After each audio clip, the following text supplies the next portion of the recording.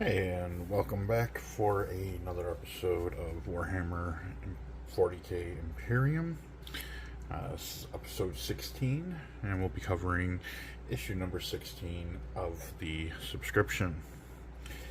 And this is the first issue of the 5th delivery, so that means we got some goodies to go over. And the first thing we have with this delivery is the Citadel painting handle. It's pretty simple. It's a plastic handle, and you got these jaws here that you can pull out and hold your model in. I'll grab one of my game pieces from the Maze of the Necrons game. So you just what I do is I just put one side in like that and then pull it. Whoop. There you go. And that holds it in there pretty good. And you just don't want to pull too hard on it because that will pop out. Okay, so that was our subscription gift, and we got one more thing this month.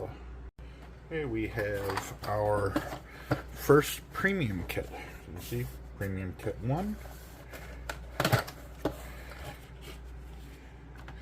and this is one of the ones I'm really looking forward to, the Chaos Space Marines.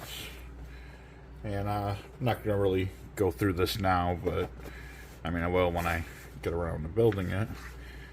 But as you can see here, it's got all the paints we're going to need to complete this. Most of them you don't have yet, you know, unless you went out and bought your own paints.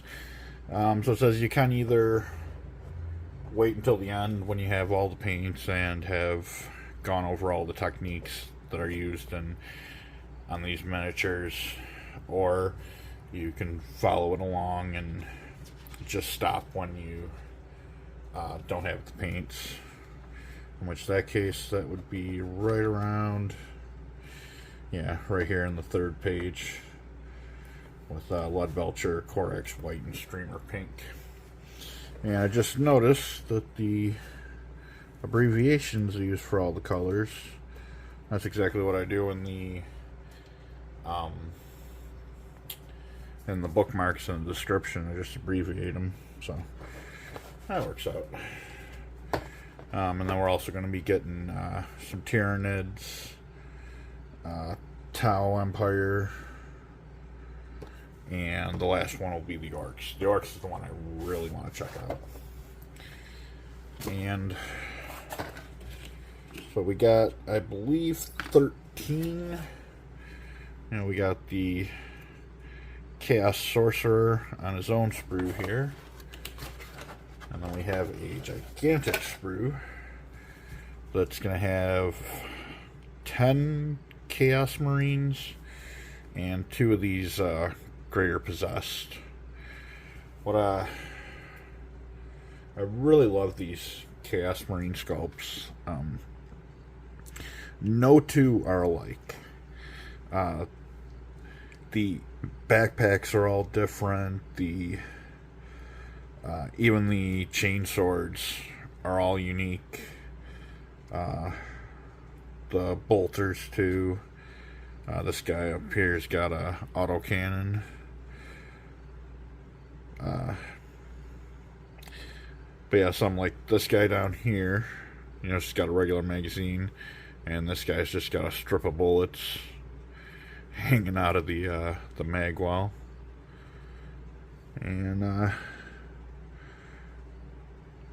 you know, some are similar, like both of these are just got the bullets hanging, but they're like, this one's got a skull here, and this has a different marking. But they're neat. They got a lot going on them, and I think that's going to be a lot of fun. But I'm deciding to wait till the end.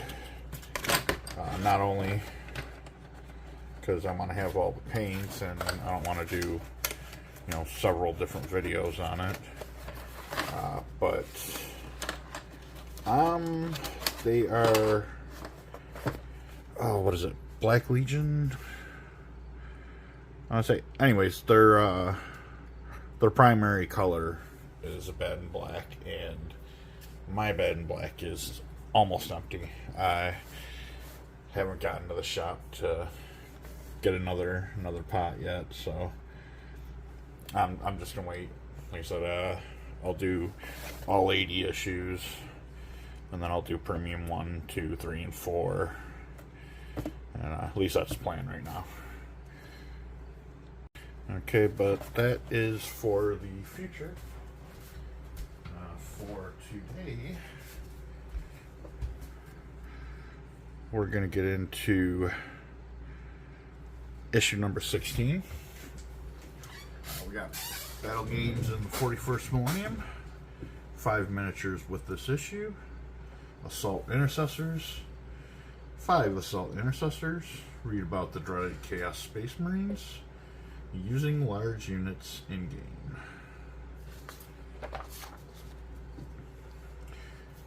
Okay, Space Marine reinforcements thunder onto the tabletop, ready to take the fight to the Necrons. In this issue, you'll build and paint more Assault Intercessors. Take a closer look at the Necrons' deadly ranged weapons, and read about the dreaded Chaos Space Marines. Then you'll dive into a new playthrough featuring larger units and even more destruction. Happy hobbying. And then we got the character information on the Assault Intercessors, the Eldritch Artifice ranged weapons, Chaos Space Marines, and the build guide for Assault Intercessors, as well as the paint guide, the playthrough, which also includes a rules reference. I believe the title of the actual gameplay is Destroy the Warden.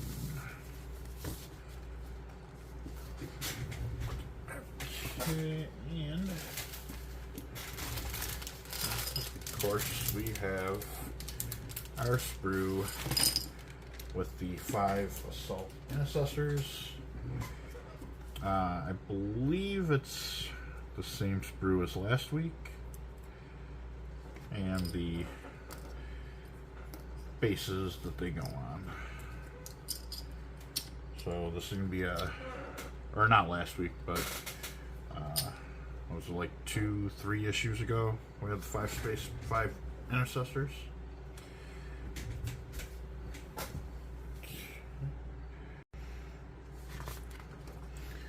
Okay, Assault Intercessors, swift close combat specialists.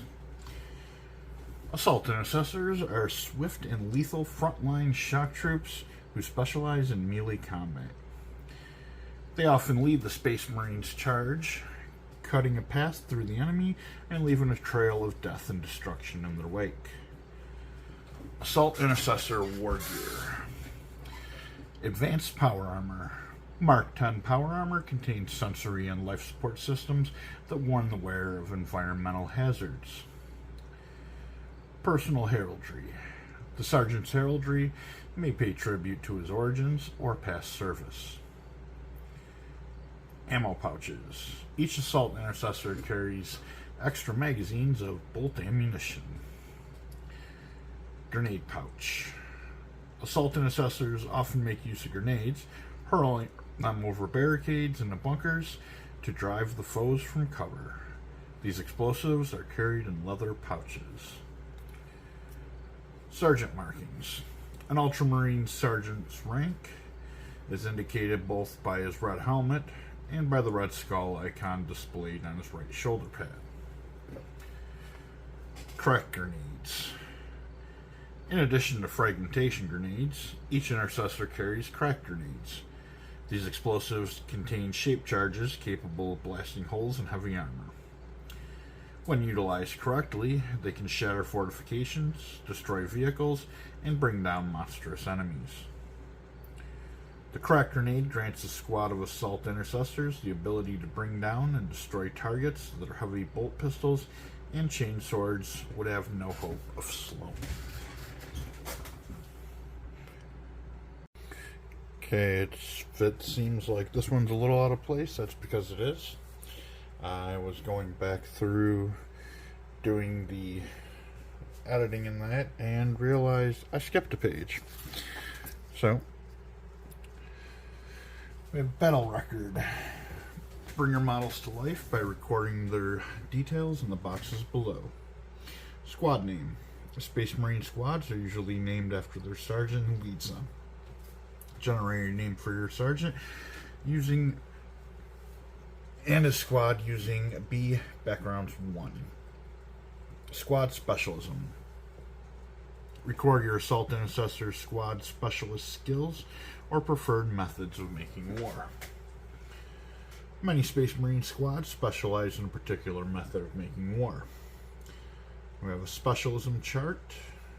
We have tank hunters, monster slayers, and trench clearers. Honorifics. Space Marine squads often earn honorific titles. Refer to B backgrounds 1 to generate a squad honorific. Names and heroic origins. Refer to B background 1 to generate a name for your assault intercessor sergeant and the names for each member of his squad. Okay, we have some ultramarines come from brutal feral worlds or war-torn wastelands. Others from the marbled palaces of Altamar's nobility. Record the origin of each member of your assault intercessor squad. And we have honorific origin D6 chart. Voidborn warrior, tribal champion, son of a local serf, or survivor of an alien invasion.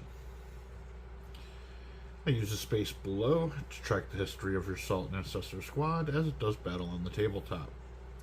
Close support skills. Tally every unit your assault intercessors have slain with their chain swords. Battle of record, or record of battle. As you play games, record your assault intercessors' heroic deeds, great victories, and crushing defeats. Example: destroyed a Necron vehicle with a well-placed crack grenade. Cut ribbons of flesh by the void scythe of a Necron overlord.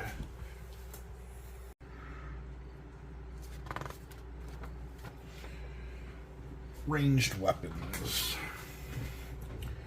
The true strength of the Necron Legion lies in the sheer volume of firepower that they can bring to bear upon their opponents. Even lowly Necron warriors wield weapons with more than enough destructive power to rip through the ceramite armor of a Space Marine. Gauss Blaster. Gauss weapons. Gauss weapons destroy their targets by firing beams of green energy that sever the target's atomic bonds, stripping the armor and flesh apart by the atom. Phalanxes of Necron warriors make use of various Gauss weapons to annihilate the enemy. Tesla Carbine. Tesla weapons. Tesla weapons fire bolts of emerald lightning that leap from foe to foe after striking their initial target. These bolts become stronger as they crackle between targets and can quickly tear through whole enemy squads. Tesla weapons are often carried by Necron immortals. Synaptic Disintegrator. Synaptic Disintegrator. Favored by Deathmark assassins, Synaptic Disintegrators are sniper weapons.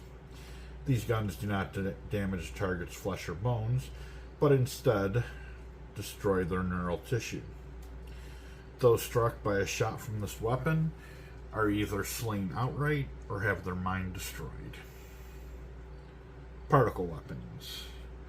Particle weapons fire a stream of tiny antimatter particles. These detonate upon contact with other matter, annihilating the targets in violent blasts. These weapons come in many shapes and sizes and are often mounted on vehicles, kinetic constructs, and even Necron starships. Doomsday weapons. Doomsday weapons are plasma-based and possess incredible destructive potential. They are power-hungry weapons capable of obliterating even the most well-armored tank with a single shot. Stilt-legged Knaptic Doomstalkers are designed specifically to carry these weapons, which are mounted atop their carapace. And medic weapons. These long-range weapons cause victims' atoms to be slowly and violently repelled from one another. Those unfortunate enough to be struck with an enemetic weapon meet their end in an explosion of gore that is as impressive as it is horrific. Hovering, death-obsessed locust destroyers are known to favor emetic weapons. Death rays. These heavy weapons are commonly mounted on Doom Scythe fighter aircraft. They function by pouring an immense amount of energy through a focusing crystal and emitting a beam of searing light that cuts through targets, no matter how heavily armored, one after another. Teleportation weapons. Some Necron structures and vehicles possess teleportation devices through which robotic armies can march into the battlefield. These devices can be reversed to create a portal of exile that drags the screaming foes and casts them into the void.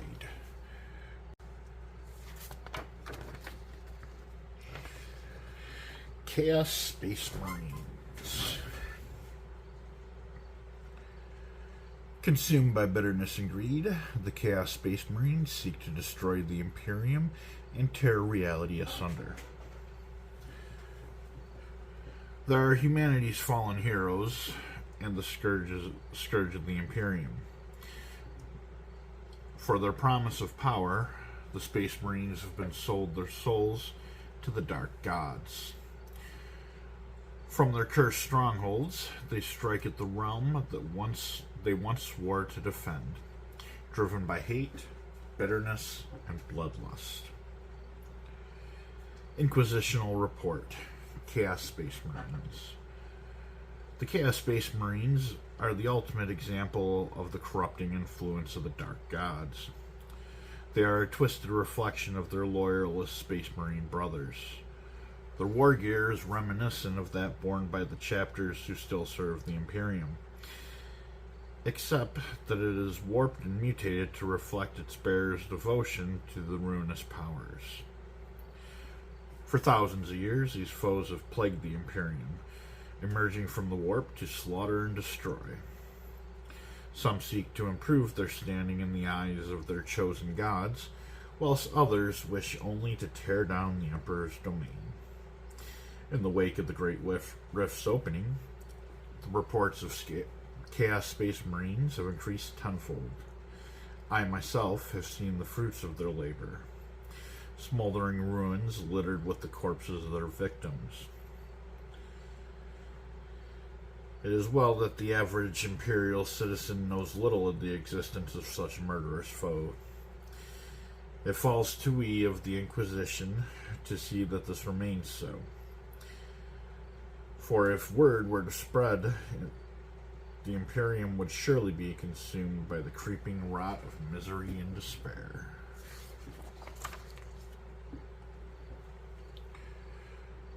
The following information is for the eyes of the Inquisition only, on pain of death. Even the noble Adeptus Astrades are not immune to the whispers of the Dark Gods.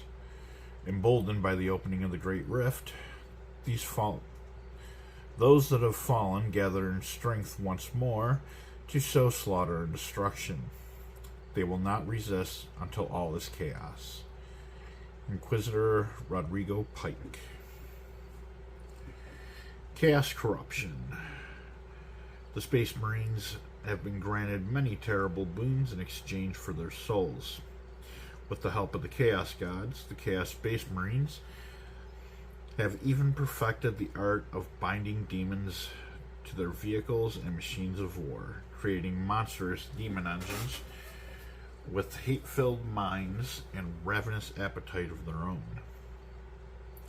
To embrace the gift of the dark gods, however, is to invite damnation. Most of the Chaos Space Marines are slain in battle or overwhelmed by their own mutation and transformed into gibbering, pain-wrecked chaos spawn.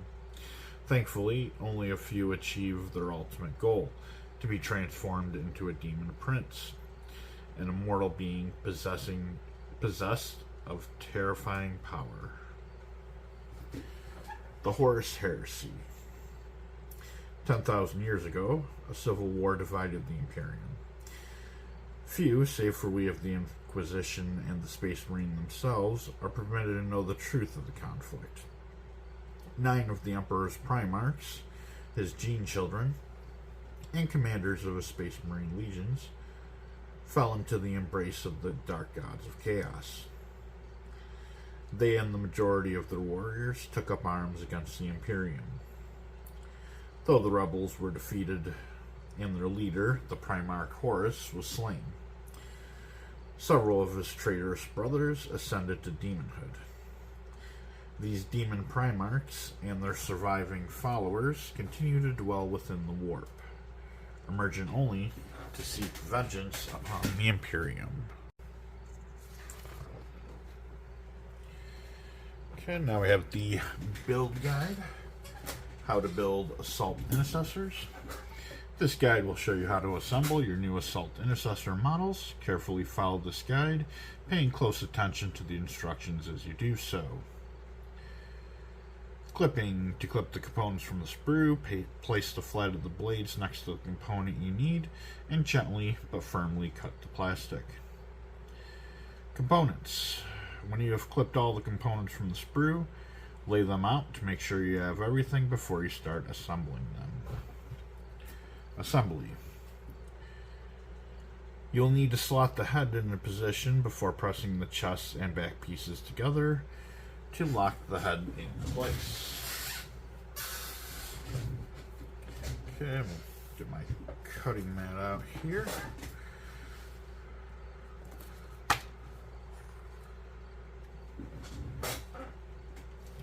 Okay, how to build Assault Intercessor Sergeant. 1. Apply pressure directly behind the pegs and slots. And let me grab my tools here. This is another no glue. Also, we don't need that. We'll just need the clippers and the mold line remover.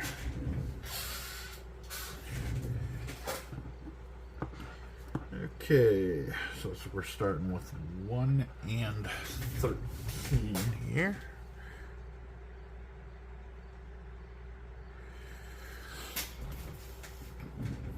All right. Where is...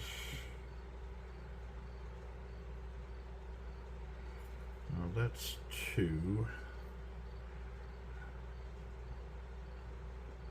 Why am I not seeing 1?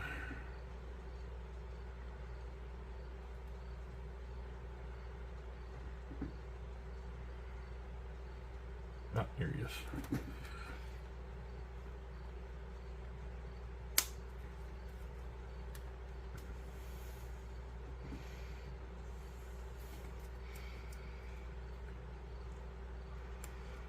Okay, there's the body.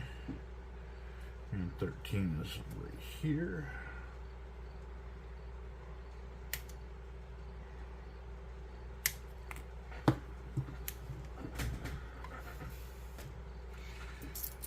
Get those cleaned up.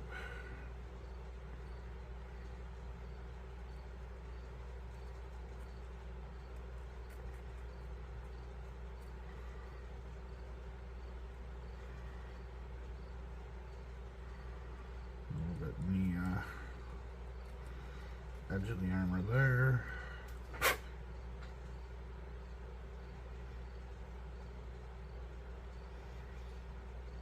And I believe, other than the bottom bottom of the peg here.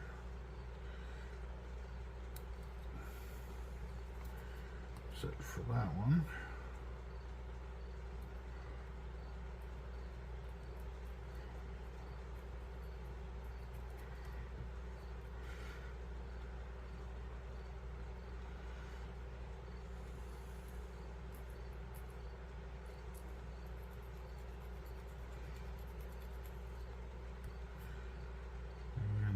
Chainsword. Looks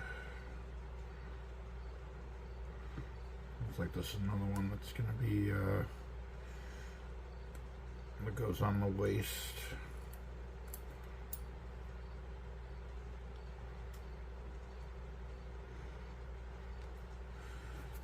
Okay.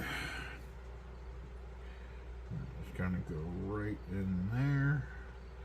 Now these say no glue, but once they're all painted, I'm definitely gonna glue them together.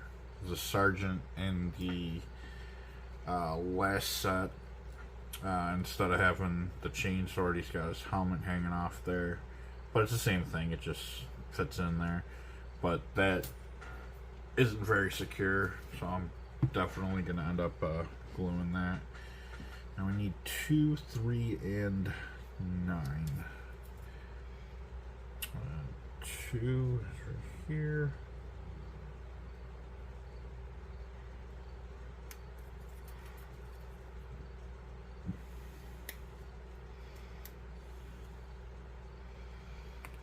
Nine is his head. And 3 is his chest plate with the tilt shield.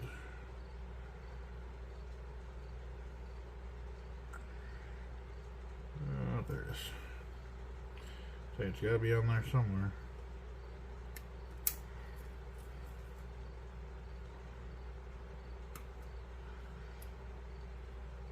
Oh, up there. Okay.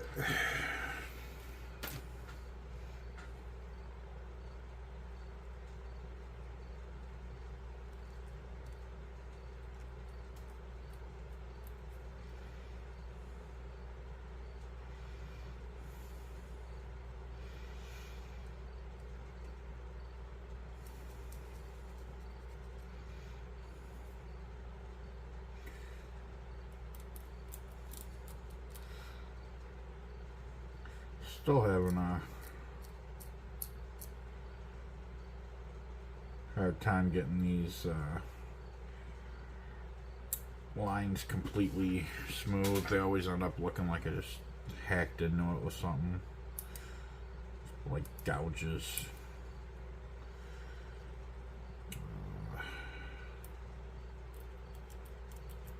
I don't know, maybe I'm doing it too hard. It's entirely possible. Again, I hate when they do it on rounded surfaces. It's always a pain.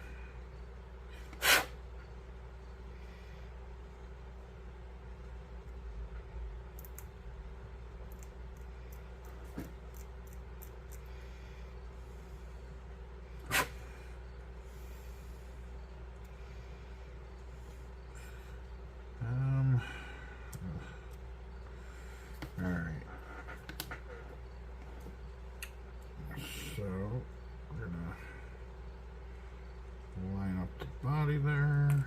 Oh, see, and there goes that sword.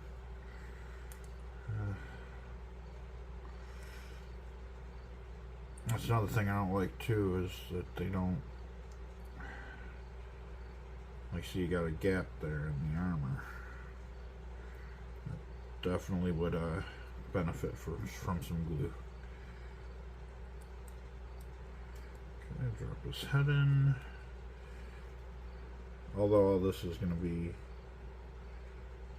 to get disassembled when I paint anyways. Because found it easier to paint their necks black before you assemble it, because what I was doing is I do the McCraig blue base coat, and then I have to get in there with a black brush and go around, and then I'd have to end up going back with McCraig blue and touching up all the Abaddon black I got on there. So I think I'm just going to try doing that first now. So now we have 11, 12, and 14. 2 arms and a backpack.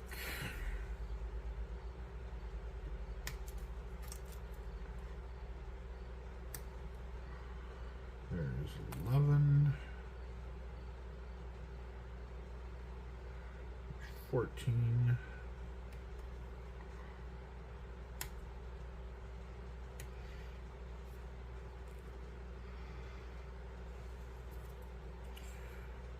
And there's 12.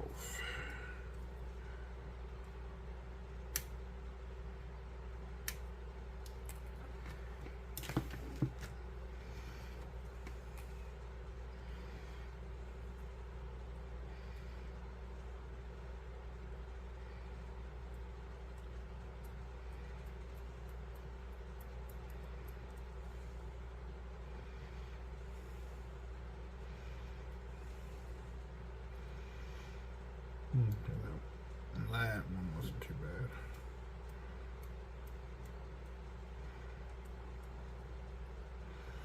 I actually started collecting some of the Todd McFarlane Warhammer figures.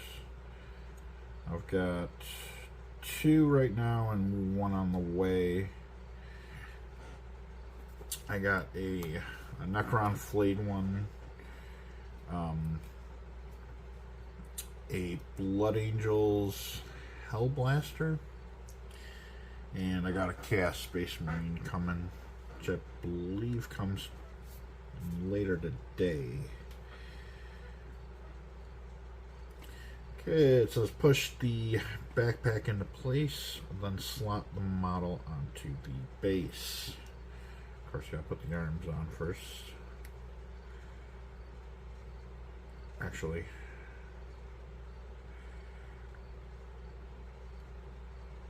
oh come on! See what I mean? I barely touch it and it drops.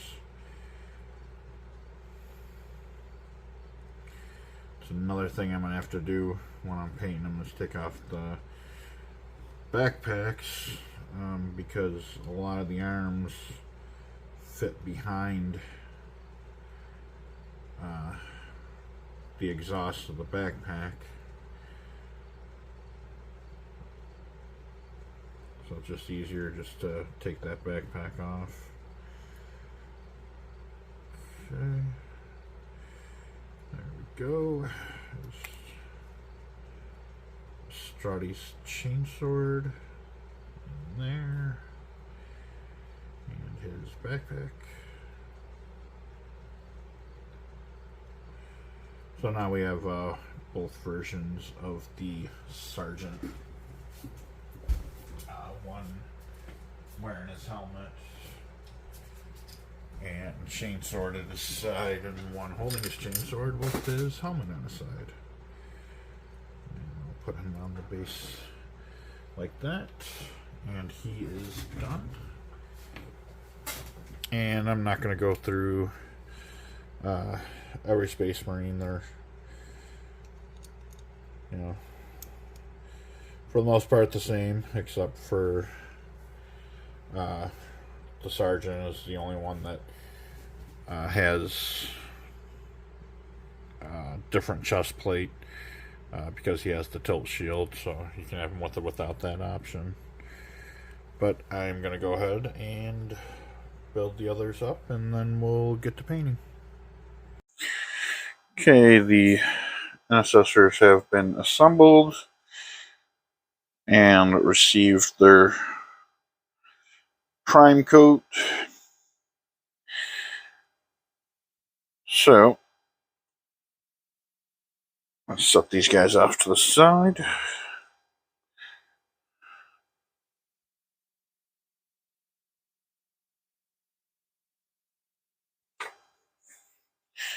Okay, now we have how to paint Assault Intercessors. In this issue's paint guide, you will be painting your new squad of Assault Intercessors. Gather your paints and water pot and set up the painting area before you begin. McCraig Blue. What we'll be starting with. So let's thin the paint so that it is 3 parts paint to 1 part water. Apply 3 coats to the model and let the model dry in between coats. Okay, I have a palette here.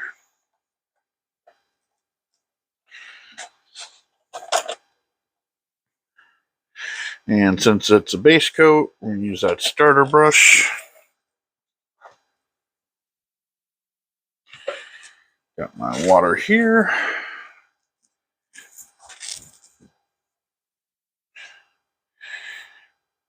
And we're going to start with the Sergeant.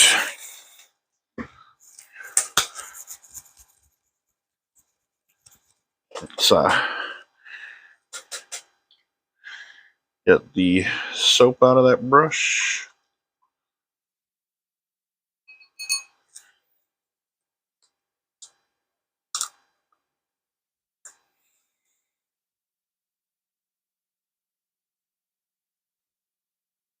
I have 1,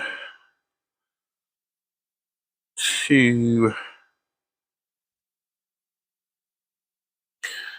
3 parts paint. And I got some water here.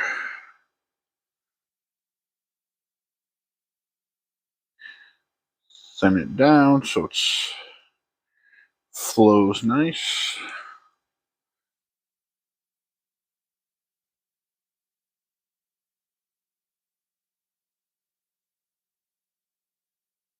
And as usual, I'll just start with the head and work my way down.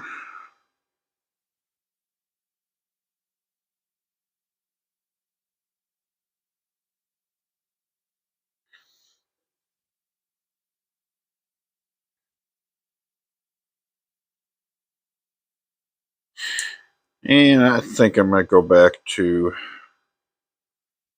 doing the whole base coat, even though areas are going to be painted different colors.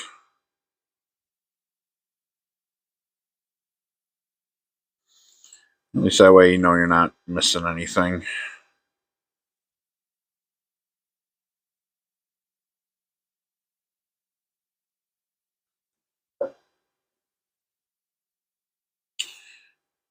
And yeah, even though it's just the base coat, I am going to disassemble these just so I can get behind everything. Come on. Man, that backpack does not want to come off. Come on.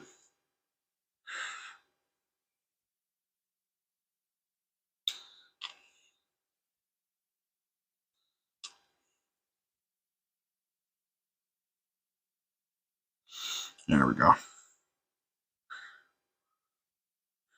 You see at the back of his tilt shield there that wouldn't be able to get to if I didn't do that.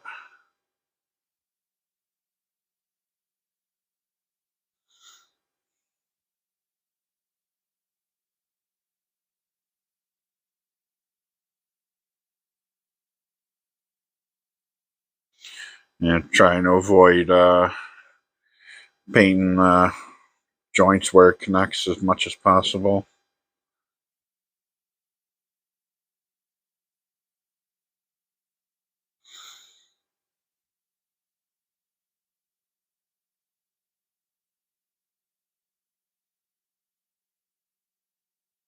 Oh, there's some on his face there.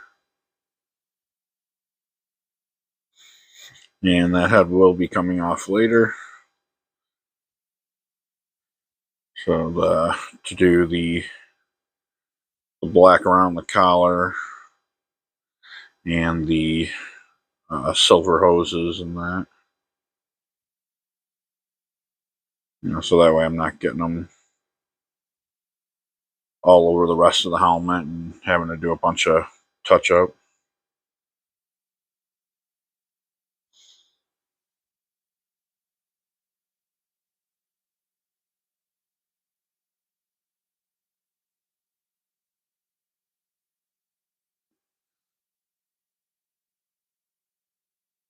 You know what? I should really be using the tool here. Make things a lot easier on me.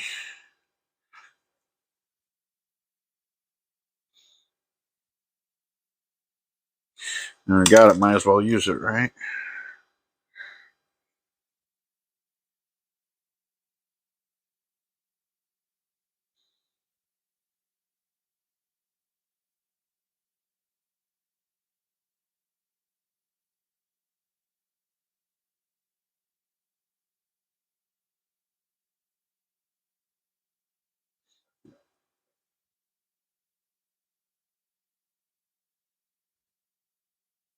Yeah, so it's giving a nice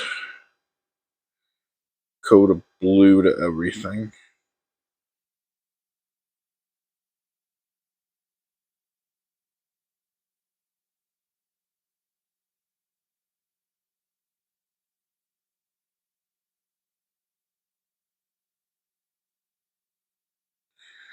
Even things like this holster that will be painted brown later on.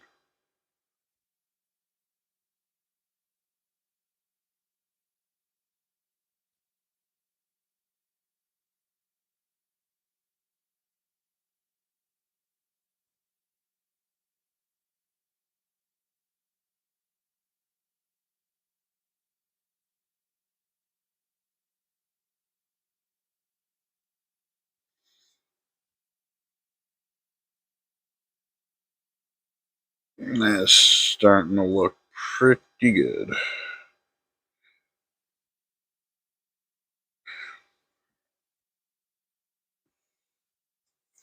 Now when I'm done with this, I'll just go back to those arms that I took off and just hold those and do those by hand.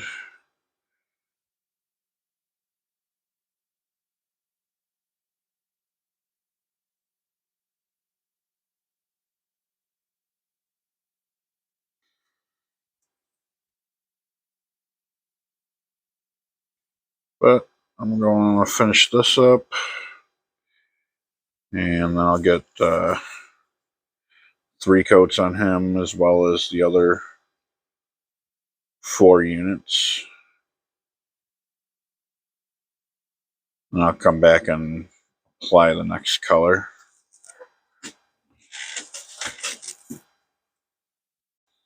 Okay, the Intercessors have been base coated in Craig Blue, and I did end up disassembling them to get to all the areas and reassemble them. Okay, so now we're moving on to Lead Belcher. It says paint each gun entirely with Lead Belcher, as you will be painting over the casing, purity seals, and parchment later. Paint the chainsword, paint the entire weapon for now. You'll paint over some of these details later. And then we have down here, paint the silver details on the side of the helmet. Use a small amount of paint and make sure the brush has a fine tip. Paint the backpack vents. When painting the circular vents, be careful not to have too much paint on your brush. Paint the cables protruding from the shoulder pads. Use the tip of your brush to try and avoid the power armor. Okay. Now, I've gotten fresh water here.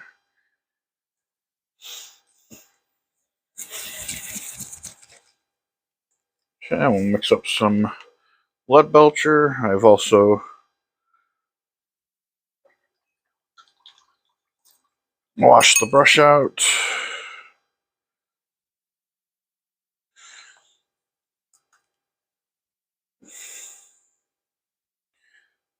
One, two, three parts paint to 1 part water.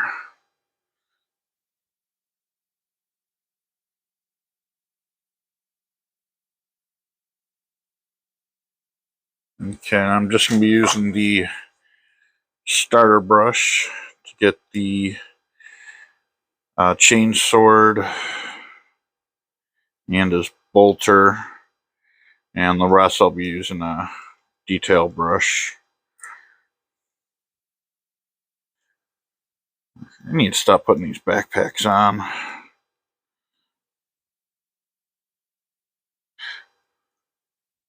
Actually, the other 4 aren't so bad, but on the sergeant, it's a real pain to get off.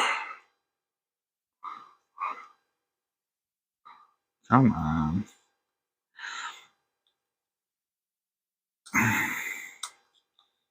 There it goes.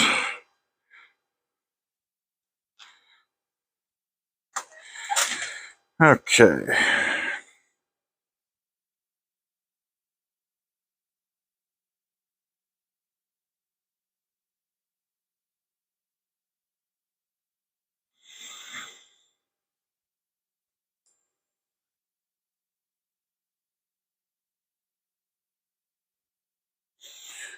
And this one ain't so bad because you don't have to worry about his hands being in the way.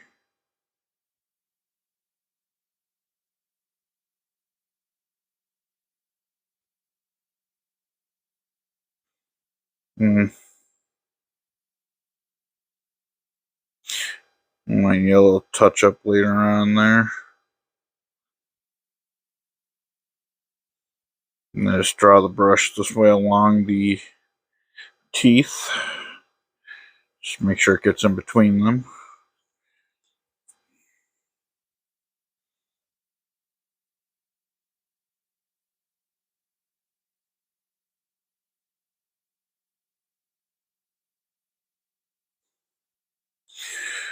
And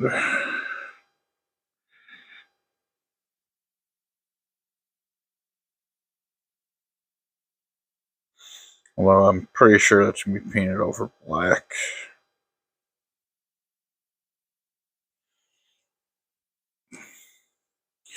But for now,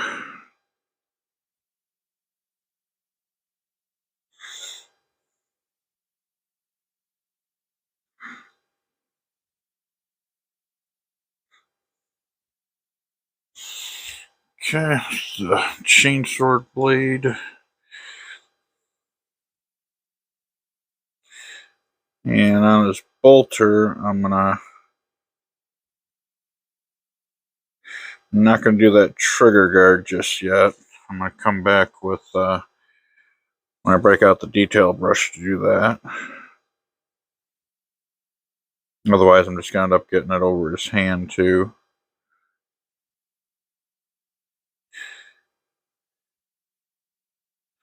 So anytime I can eliminate some touch-up,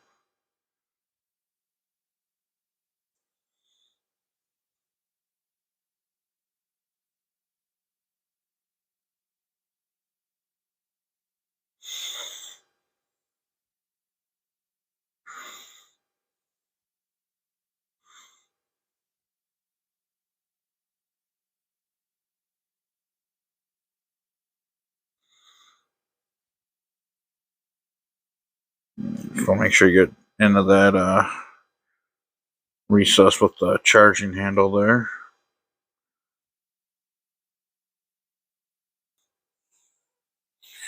Okay, bolter's done.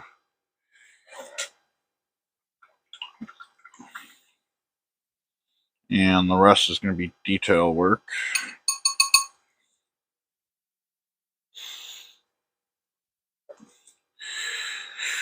Now, on the body here, don't need any lead belcher, but he is going to need it on his helmet there. So we're going to break this guy apart again.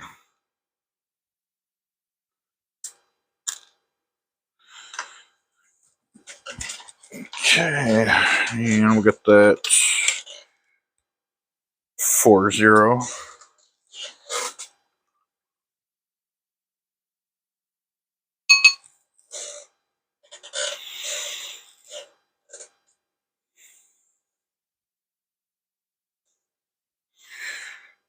I'm just going to get this little circle here.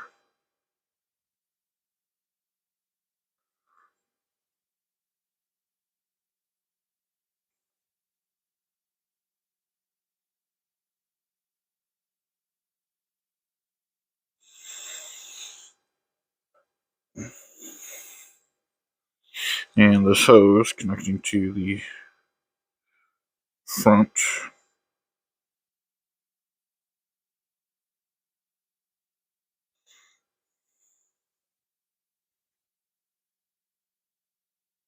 Now it's probably a little more work than it requires, because most of this is going to be hidden under his armor, so.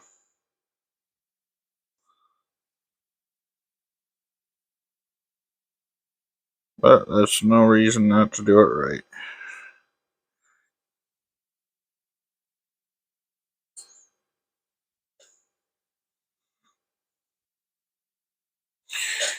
Okay, well, I'm going to get these guys all done up and get their 3 coats on them, and then we'll just go from there. And that is it for the lead belcher. Got all the silver details there.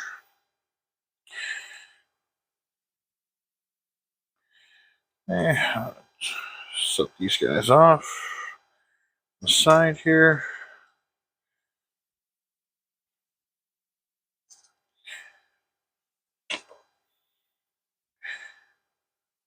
Okay, you will now apply a Baden Black and Retributor armor to your Assault Intercessors. Follow the guide carefully and paint these details on all 5 of your Assault Intercessor models. You may find it helpful to refer to the gallery at the end of this guide as you go. Okay, first we have paint the rib joints of the armor. Some of these areas may be difficult to reach. Tilting or rotating the model will make it easier to reach these areas. And again, I will be disassembling them to make it even easier.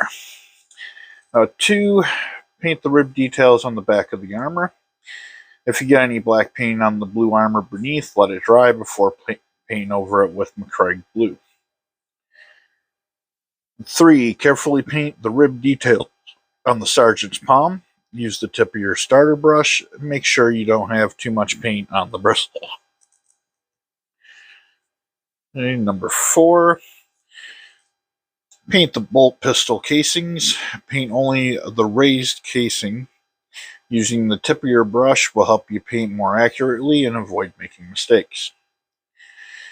Paint the chainsword casings. Apply 3 thin coats. Avoid the grip, handle, and teeth and power unit above the hilt of the chainsword. Okay. So, don't need that for the moment. Get out the old Baden Black.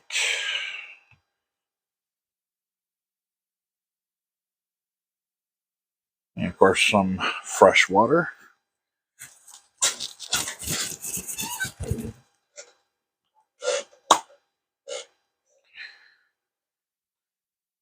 I really need to go pick up another bottle of black.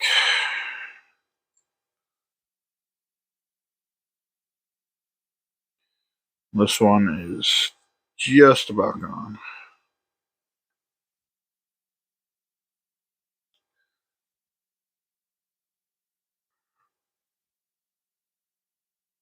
And since we're using a lot of it, I'm doing a double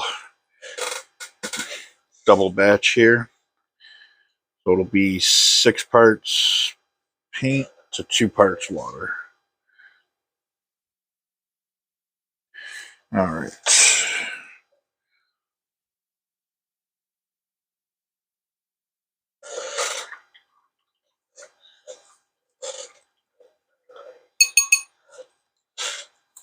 Get my glove back on.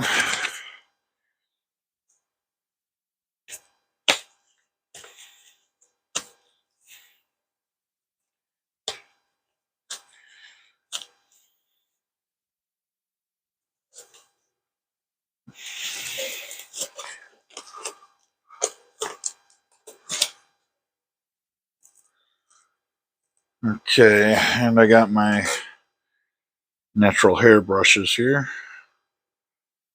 So, take off the backpack.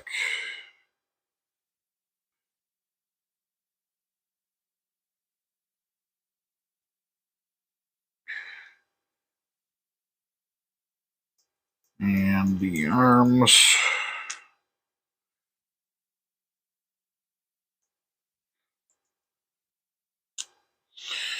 And for the last time, the head.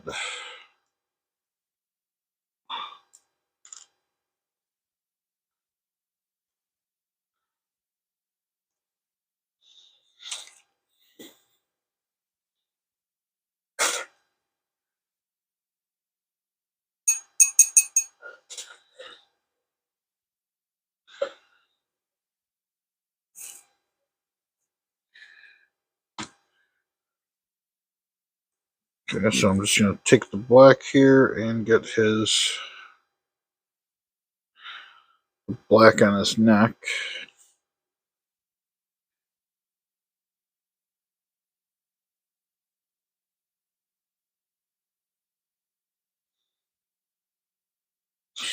Yeah, it's just much easier to do it this way than having a fight with getting around that high neck on the armor.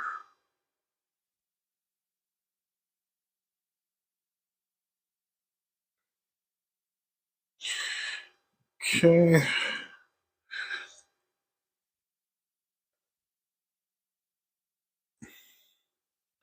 That chest piece has no black.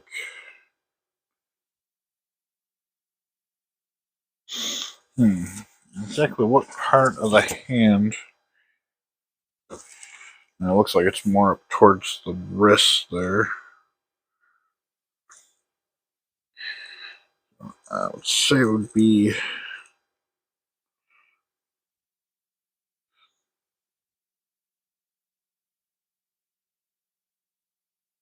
this here.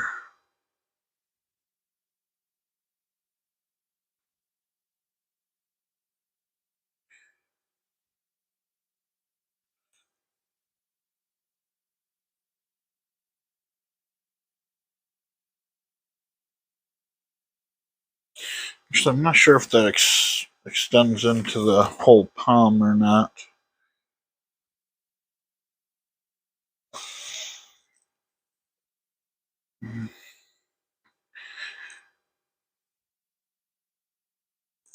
Yeah, we'll just go up to the where the fingers start.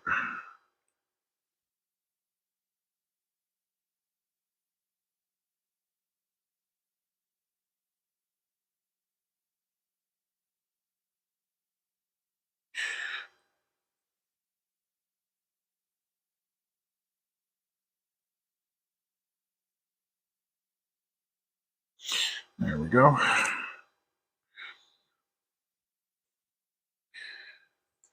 And then the usual, get the ribbing inside here.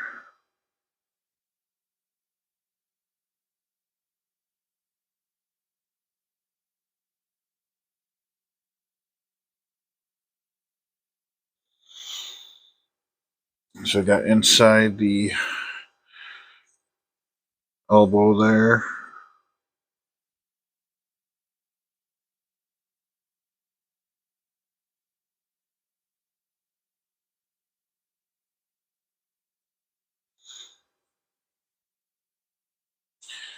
Get all this inside.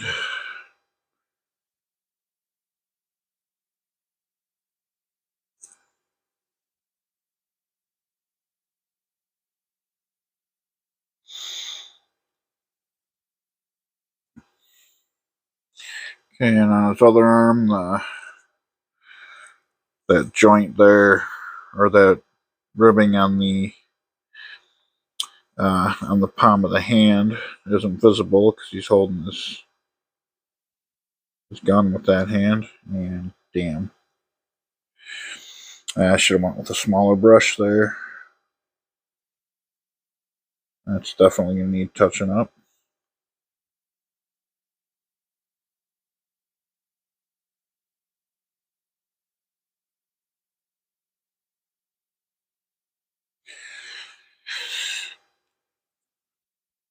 I'll let that dry before I come back and do the casing on the bolter.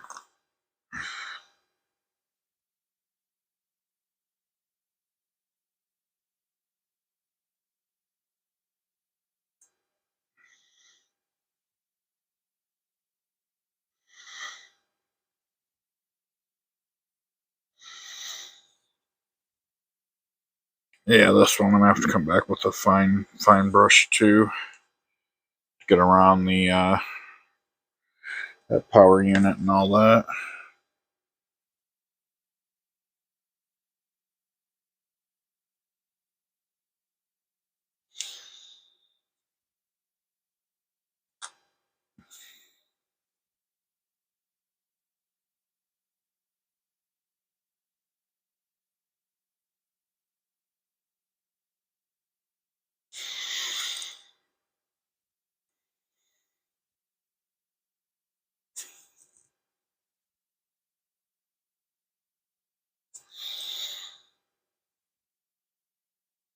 And once that initial coat dries, it'll coats on top of that'll go on fairly decently.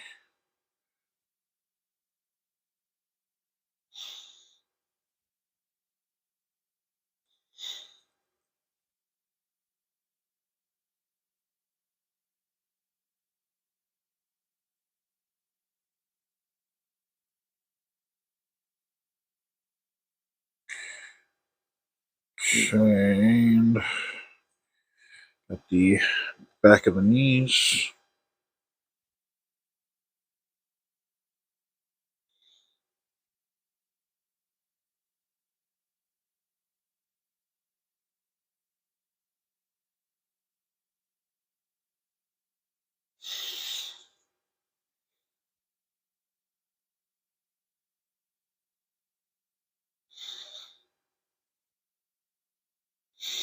Yeah, that one you can't see because his knee's bent, so I ain't got to worry about that. Yeah, I'm gonna have to pull this off here. Just can't see the other side of that joint.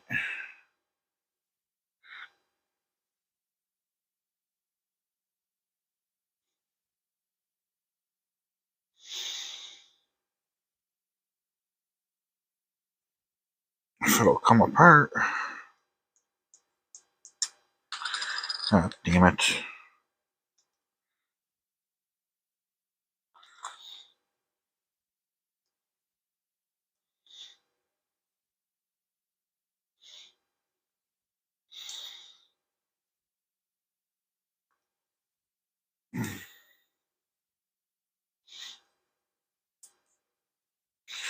Alright, come on.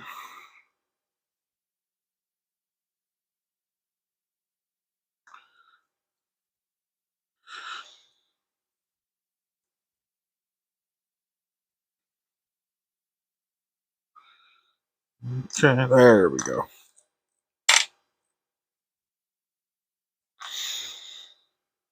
Okay, yeah, I missed a lot of that joint there.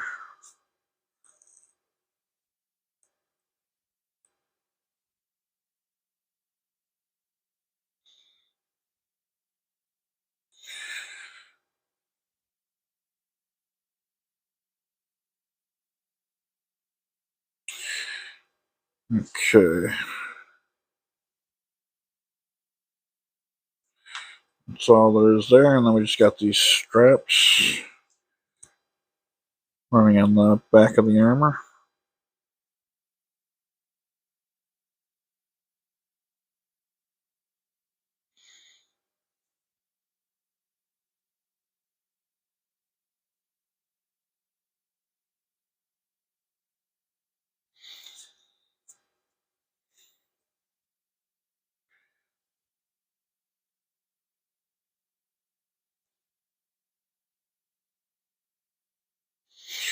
Yeah, I'm gonna need a lot of touch up on this, but that's to be expected at this point.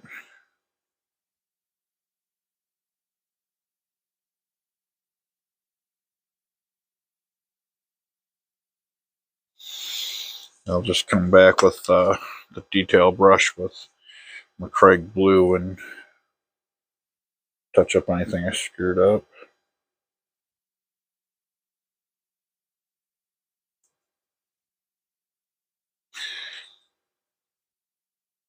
Okay. Alright, looks like I just gotta do the casings there and get a couple more coats on that, and that'll be all done. So I'll do that. Get the other 4 guys finished, and then we'll move on to the next color. Okay, the abandoned black has been applied to the weapon casings and various joints. Okay, so that is one more step out of the way.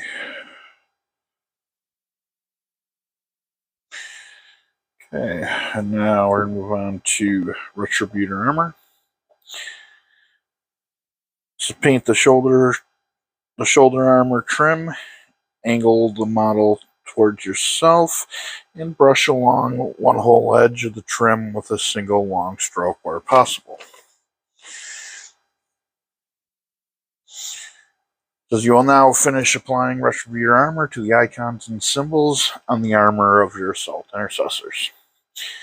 You will then apply Screamer paint to the purity seals and weapon grips. Follow the guide below and paint these areas on all of your Intercessors.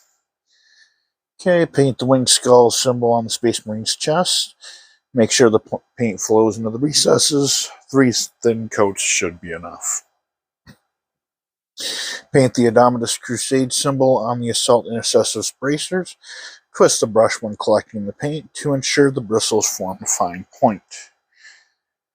Paint the pommels at the end of the chain swords. Don't worry if you get some paint on the grips. You'll paint over these areas in a moment. Paint the skull symbol in the center of the sergeant's helmet. Don't worry if you get a little gold paint on the blue helmet. You'll paint over this in a later issue. Okay. Get the Retributor Armor.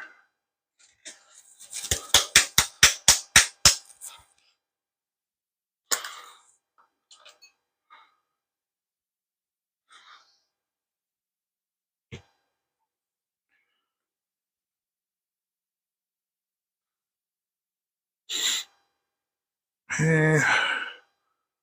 We'll do 1, 2, and 3. Get some water to thin it. And there we go.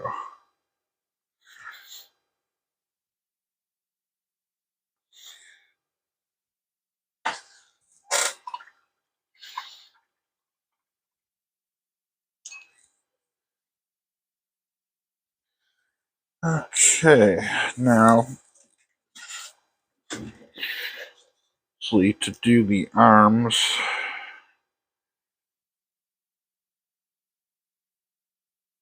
Remove those.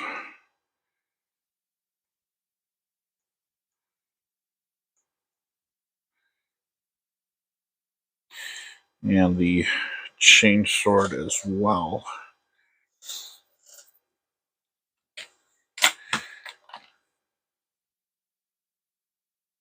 All right.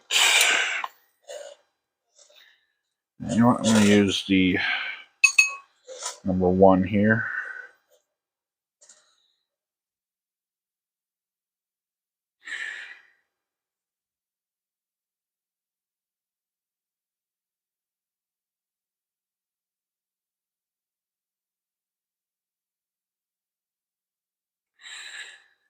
And just go around the edge like that.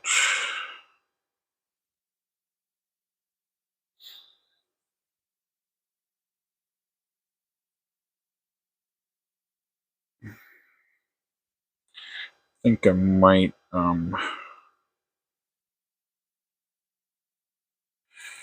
try a little different technique to get down on that lip there.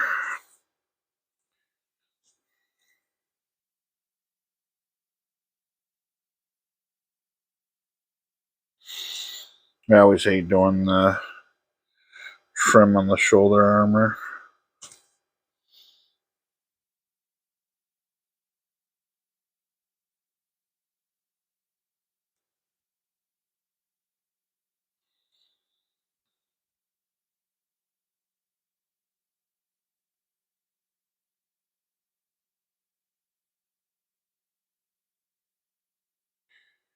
Yeah, I think I might just leave it like that.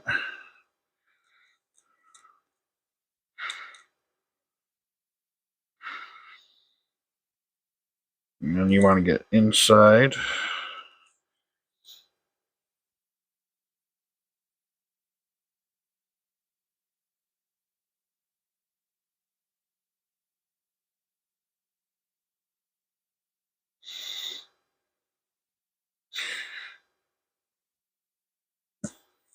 That area is only going to be visible from certain angles.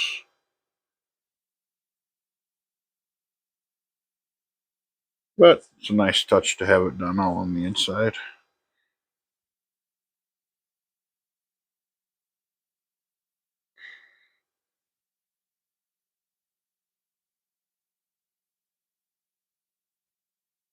Okay.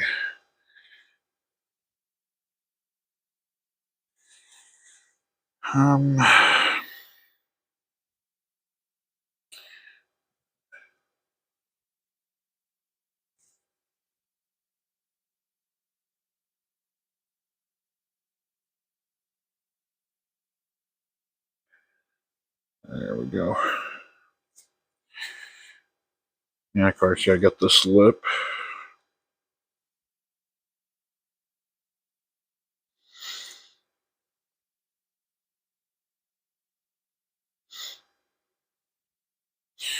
Try and do your best not to paint over any hoses. Damn it. I have been dropping stuff all day today.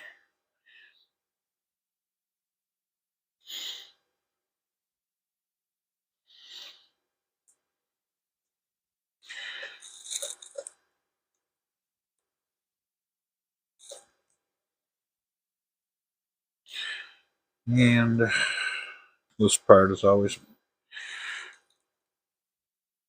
a pain because you really can't see. Right, there we go. Okay, now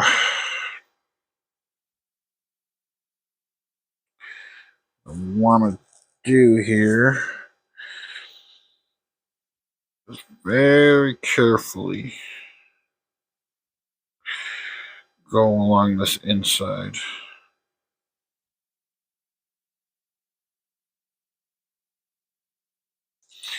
Try not to get too much on the blue.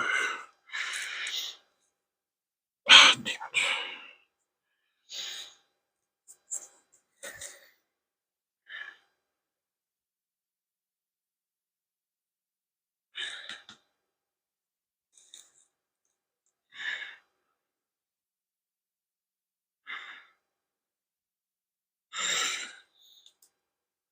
But if you do, you can always go back and touch it up with Craig Blue.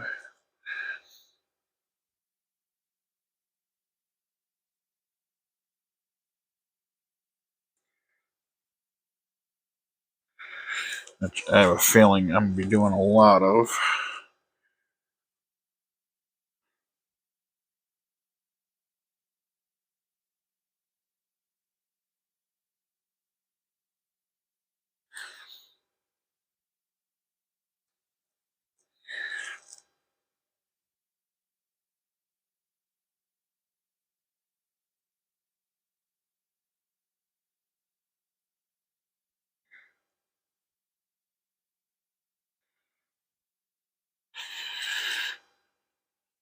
Alright.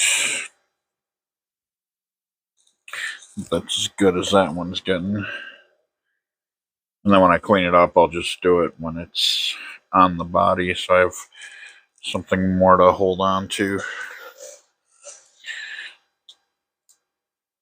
And I'll do the wing skull here.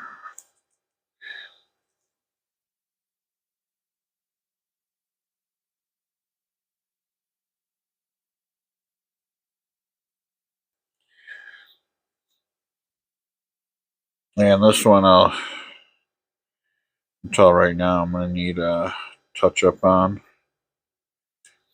especially around that neck area.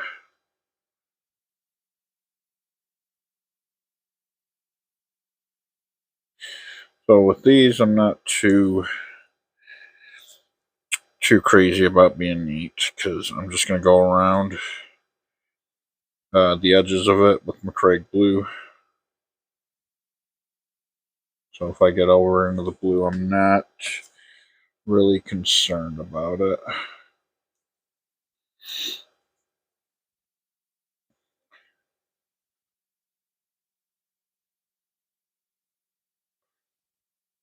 But the important thing is that I have the whole emblem covered.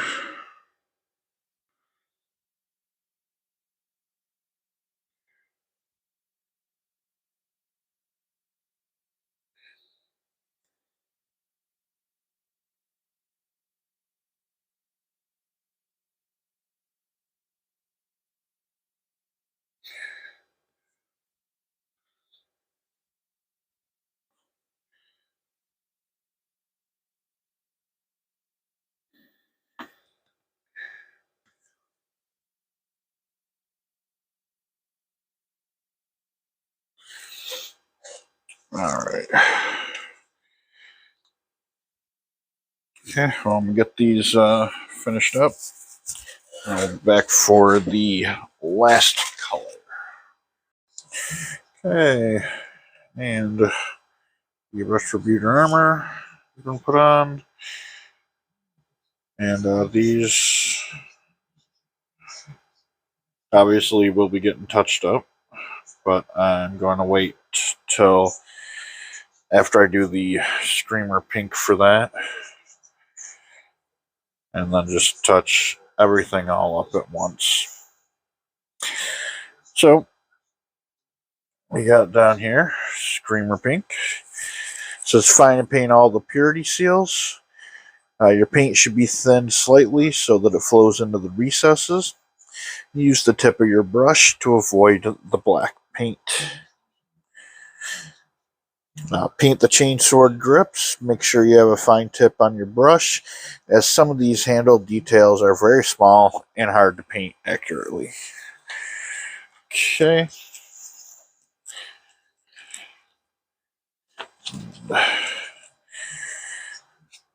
Alright. Now that doing a non-metallic here, I can go back to a hairbrush.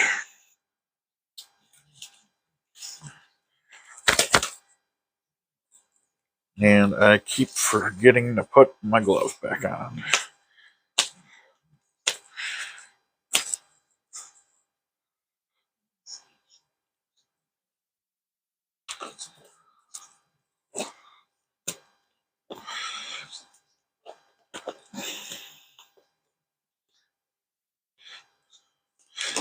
And of course it has to be difficult.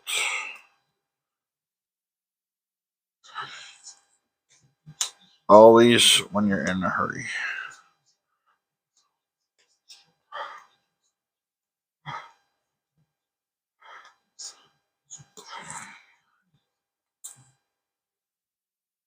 Alright, so we are going to be starting with this guy here, the sergeant, as usual.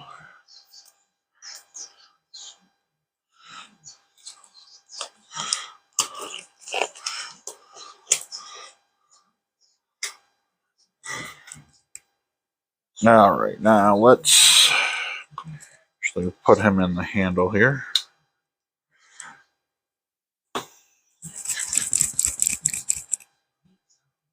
Okay, get our water here.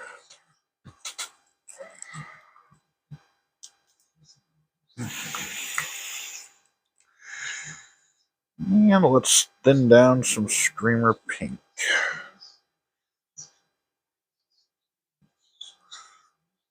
2, 3, and water.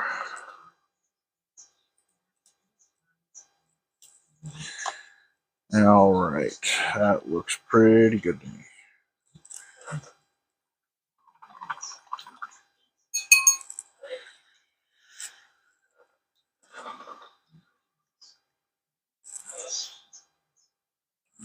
Alright, we're going with the detail brush on this. And it doesn't actually look like the sergeant has any purity seals, which is odd. Let me double check the gallery. Yeah, don't look like he has one. Strange. So, just take his chainsword off here.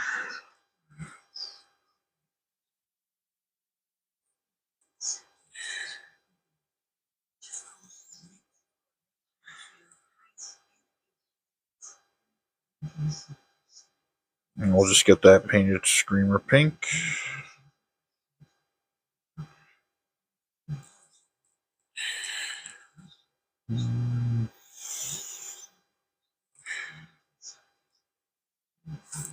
We'll just get the handle.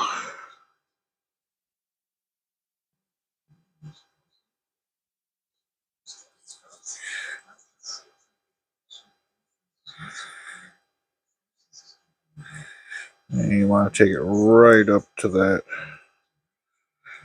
gold on the hilt.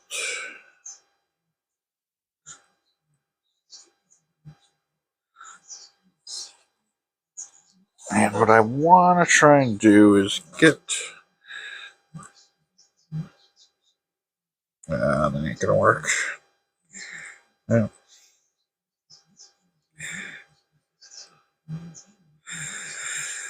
Okay, yeah, I might have to go back and touch that up, but I want to get the pink around that little metal piece that sticks up there.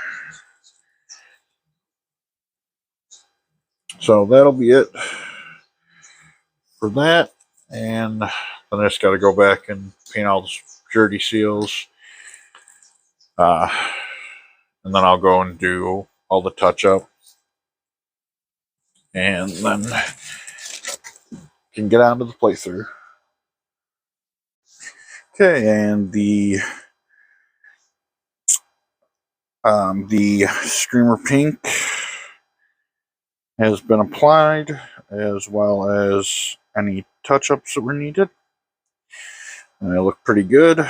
These are what they would be considered battle ready, which means they are acceptable to be used in an actual game. I believe that criteria is 3 paint colors. So we obviously have more than that. We have the McCraig Blue, the Abaddon Black, Lead Belcher, Retributor Armor, and Screamer Pink. No white on these guys. Okay, it says Final Gallery. You are now finished. You are finished for now, and your new Assault Intercessor models should be ready to go to battle on the tabletop. Before moving on, use the Use the images below as a reference and make sure that you are happy with your work and that you haven't missed any details or made any mistakes. Okay, that I just did. And down here it says fixing mistakes. Check your models for errors. If you notice any areas that need tidying up or repainting, allow the model to dry before going back and applying more of the base coat to fix your mistakes. You'll be applying more paint. You'll be returning to the Assault Intercessors in future issues in order to apply more paint, including shades and highlights. They will look even more realistic and impressive as they take to the battlefield. Okay, so we are ready for this week's playthrough, and I will get that set up and be right back. And we have our large battle mat out here. And first we got a little bit of rules reference. This section contains all the rules you'll need in order to follow each stage of the game. You'll need to have this section with you as you proceed through the playthrough. Movement phase. Units may make one of the following types of move: normal move, advance, fall back. Use how to move below. Remember that all models in the unit must finish any type of move within unit coherency. See how to, engagement, and coherency. How to move. One at a time. Do one of the following with each unit you want to move. Keep all models on the outside of the enemy engagement range. All models must be within unit coherency at the end of the move. Advance. Move the unit using the move +1 die. It cannot shoot or charge later this turn. Normal move. Move the unit using move. Fall back. If models are within engagement range of an enemy, unit may only fall back. Move the unit using move. This unit cannot shoot or charge later this turn. Okay. Advanced move roll. The Assault Intercessors advance. The Space Marine player rolls a die and adds this to their move characteristic. All models in the unit must end the move in unit coherency. Extra rules. When moving, units must remain out of engagement range of an enemy unit and within unit coherency. Some units can be deployed as reinforcements, as set up during the reinforcement step of the movement phase. How to, engagement and coherency. Engagement range is within 1 inch horizontally and 5 inches vertically of an enemy model. Unit coherency is within 2 inches horizontally and 5 inches vertically of at least one other model in the unit. If a unit has 6 or more models, each unit must be within 2 inches horizontally and 5 inches vertically of 2 other models. And vertical engagement range obviously is straight up. And it's just showing the 5 inches is the engagement, and the vertical unit coherency is 5 inches vertically and 2 inches horizontally. Reinforcements. During the reinforcement step of the movement phase, which occurs after all eligible units have moved, reinforcements can be deployed onto the tabletop. In order to employ reinforcements, follow the how-to reinforcements. How-to reinforcements. Some units have a rule that allow them to start battle on a location other than the battlefield. These units are called reinforcements. They arrive on the battlefield later in the battle, as described by the ability on their datasheet. If you have any reinforcement units, you can set them up on the battlefield. You can now set them up on the battlefield. Set up your reinforcement units using the rules on the datasheet.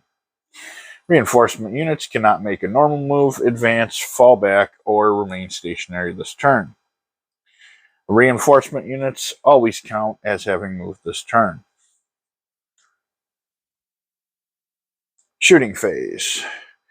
During the shooting phase, models armed with ranged weapons may fire at the enemy. Use how to shoot below in order to shoot with each eligible unit in your army. How to shoot. Select an eligible unit to shoot and select the target for each model in the unit. At least one model in the target unit must be visible to the attacking model and within the range of an attacking weapon. Okay, my cat wants to come and check. Hey, get out of here. Get out of here. Those aren't for you. Resolve the unit's shooting attacks or follow the attack sequence. If a unit shoots with multiple weapons, all attacks... Hey! Those are not food.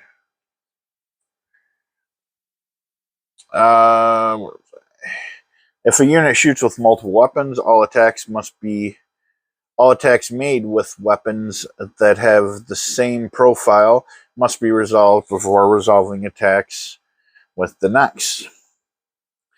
When shooting at more than one target, resolve all attacks against one target before moving on to the next target.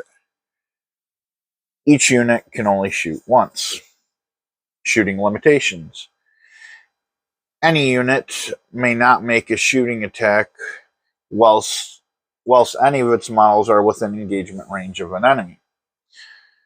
Ranged weapons cannot target an enemy unit with models within engagement range of a friendly model.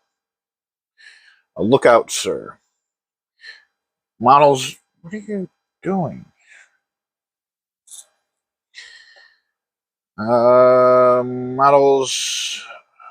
Models cannot shoot at a character that is within 3 inches of a friendly unit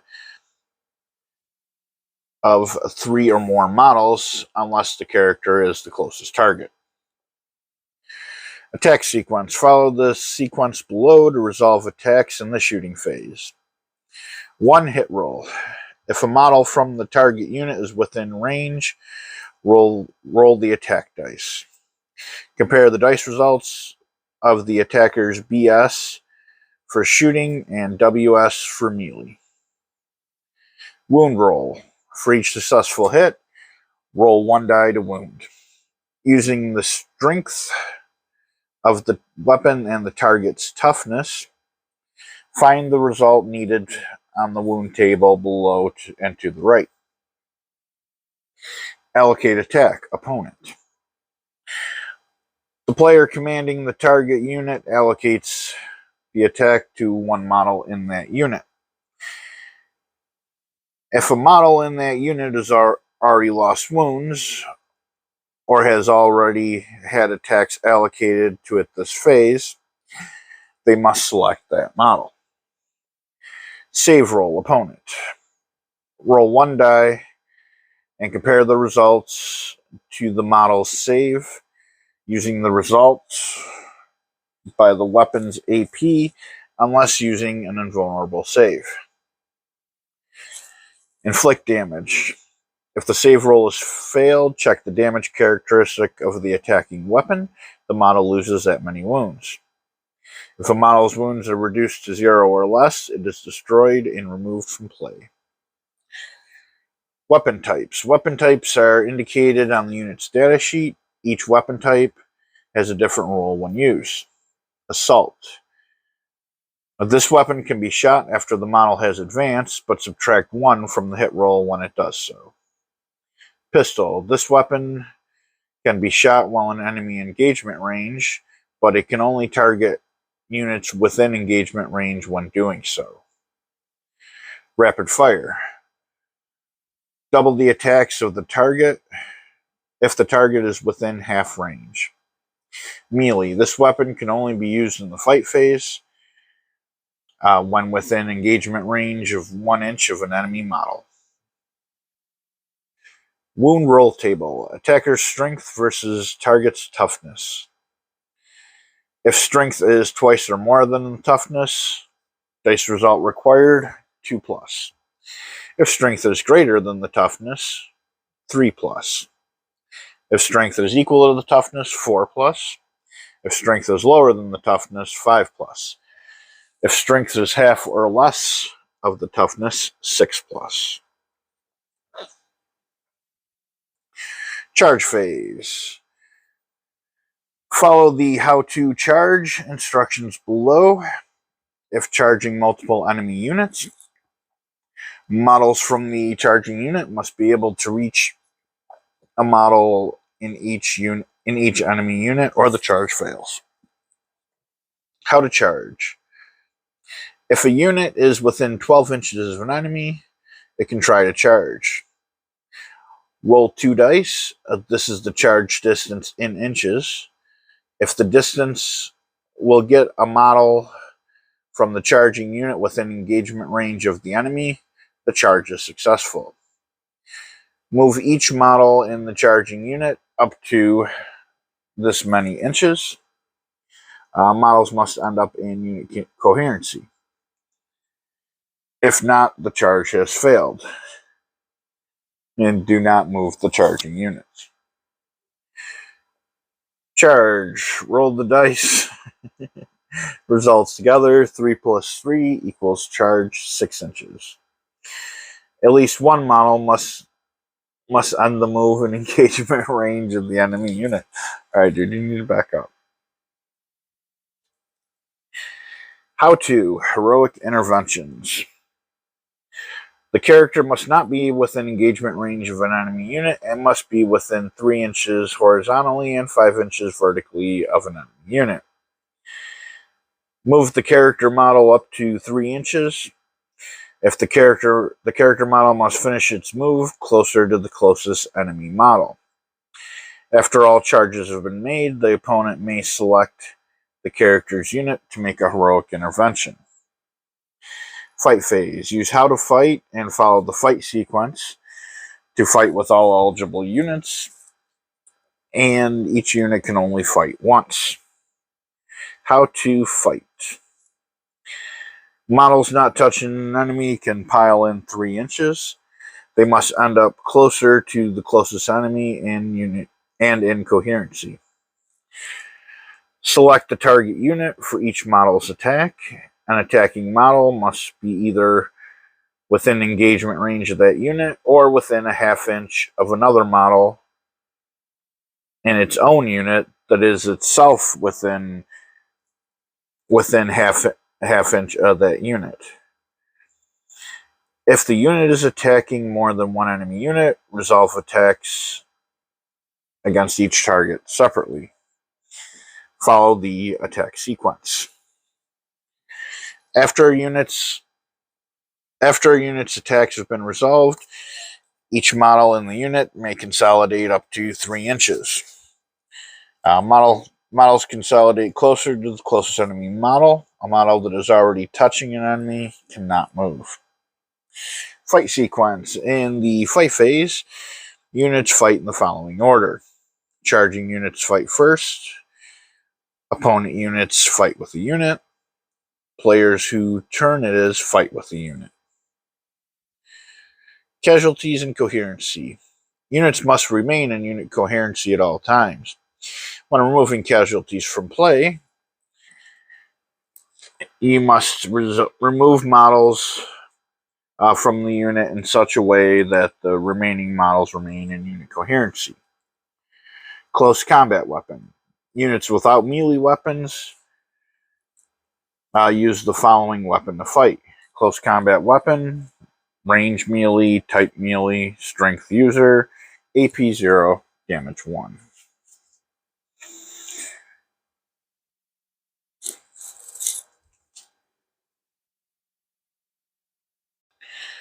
Okay, and we are all set for the playthrough for this issue.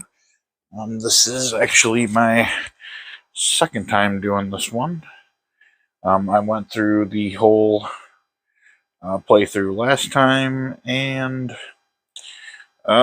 realized I was screwing up the rules. I was applying their attack characteristic to their melee and ranged attacks. The attack only counts for melee attacks. And the profile for the unit, it'll actually tell you how many attacks the weapon has. So, where the Intercessors were only supposed to be getting one shot with their pistols, they were getting two, three in the case of the Sergeant. So I'm all got everything out here. The 8 Intercessors, it doesn't say in there the exact makeup, and where I was tempted to put both sergeants in there, I thought that would be a little ridiculous. So I got the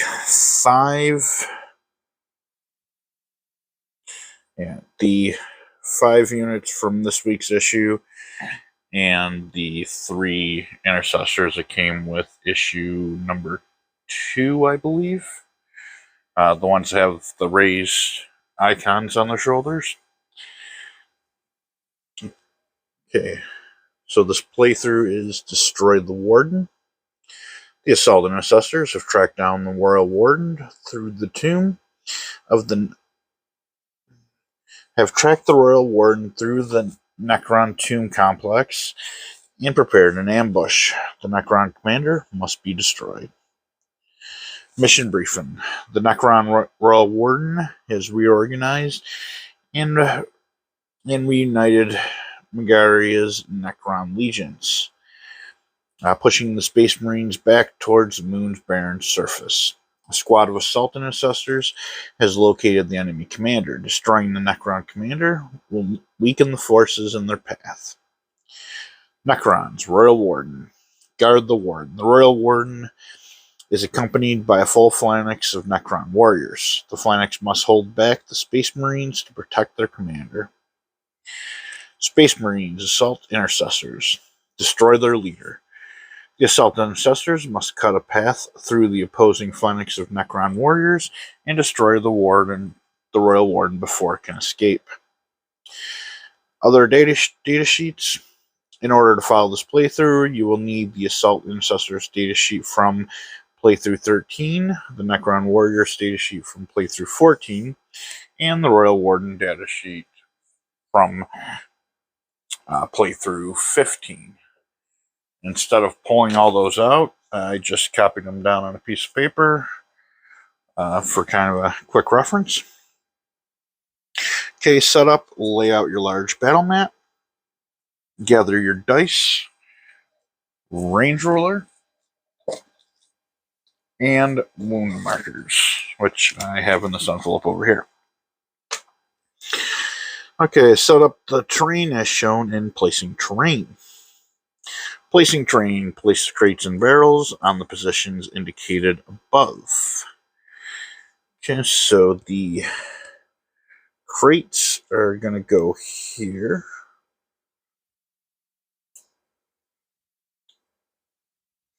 And the Prometheum barrels are going to go here.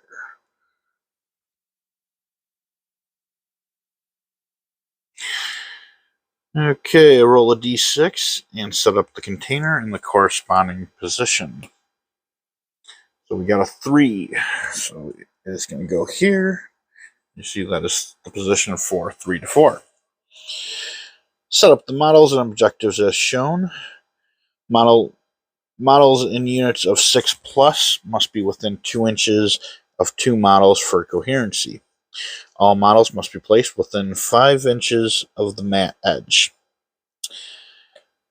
Choose who will be the Necron player and who will be the Space Marine player. Okay, so we're going to put the Royal Warden here. And the Necron Warriors starting from B. And, let's put them just in coherency. So if he's, and then he'll be there. And there, just try and get them as spread out as I can here.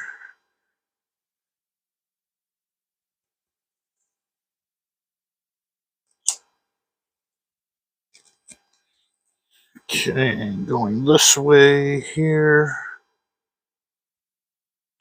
There we go. Just like that.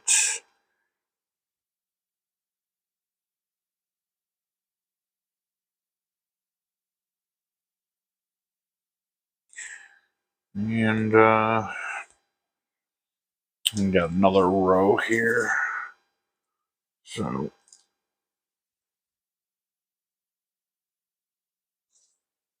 there we go. And we'll do the same with the intercessors. Try to match them up with kind of where they are on the mat here. And again, we're going to space them out.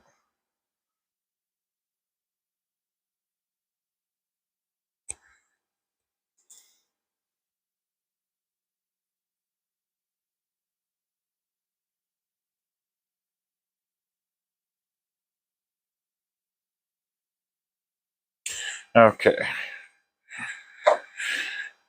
Okay, we're set up and ready to begin with the Necron, or Space Marine, turn 1. The Royal Warden has been sighted. The foul Necron commander must be destroyed. The Space Marines stalk forward to confront the foe. The Space Marines' objective is to destroy the Royal Warden. They must achieve this objective before the end of the Necron player's third turn in order to win the game. Using the rules reference, play through the Space Marines' turn phase by phase in the order shown below. The playthrough examples below show an example game being played. Use them as a guide if you need help. And as usual, I will read the example steps as I go through this. So, step 1, move. The Space Marine player may move all eligible units. Play through the movement phase using the how-to move in the rules reference. Remember that the units with more than 6 models must end their move within 2 inches of 2 models from their own unit in order to remain in coherency. Okay, example 1, move. The squad of assault intercessors moves. They finish their move in unit coherency. And it looks like they're just taking their 6-inch move.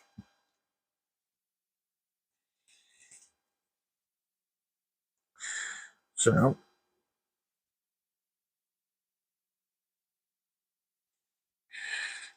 we're all going to move up to this line here.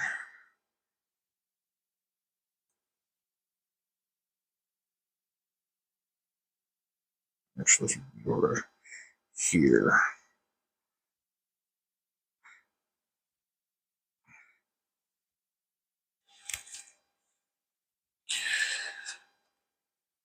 Okay, shoot. The Space Marine player may shoot with all eligible units. If in the shooting phase, all eligible units may shoot. Resolve the attacks of one unit at a time, following the how to shoot in the rules reference. Okay, example 2A, shoot. The assault intercessors fire at the Necron warriors. Example 2B, one Necron warrior is destroyed. The Necron player chooses a Necron warrior to remove from play, ensuring the remaining Necron warriors are still in unit coherency. Okay, and I believe, yeah, they're well within 18. Yeah, even the guys in the back are within 18 inches. The only person that might be an issue,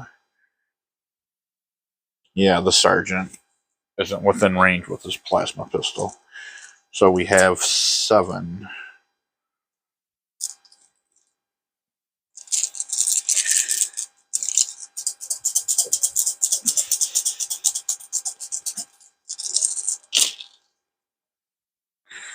Okay, and it looks like we have 7 hits. It's a good start. Okay, wound, we're looking for a 4 or better. That's okay, we got 4 wounds. Okay, now their save is 3. The heavy bolt pistols have an armor penetration of 1, so they need 4 betters to save. And they get 2 saves. So since they only have 1 wound, 2 of them are destroyed.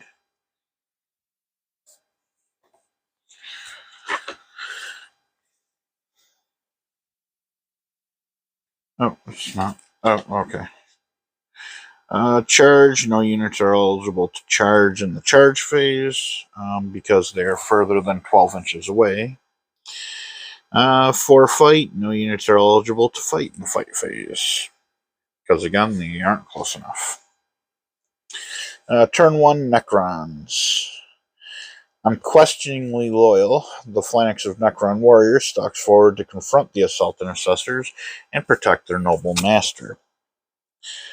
The Necrons must keep the Royal Warden alive till the end of the 3rd turn if they are to win the game. The Royal Warden must utilize careful movement and positioning to avoid the foe. Using the rules reference, play through the Necrons turn phase by phase in the order shown below. Use the playthrough examples below as a guide as you play through each phase.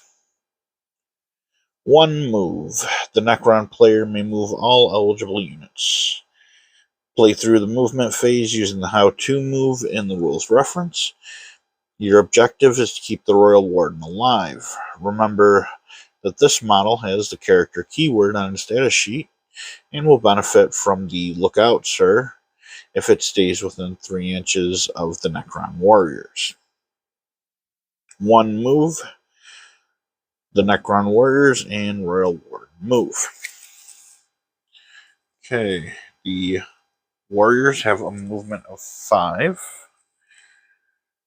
So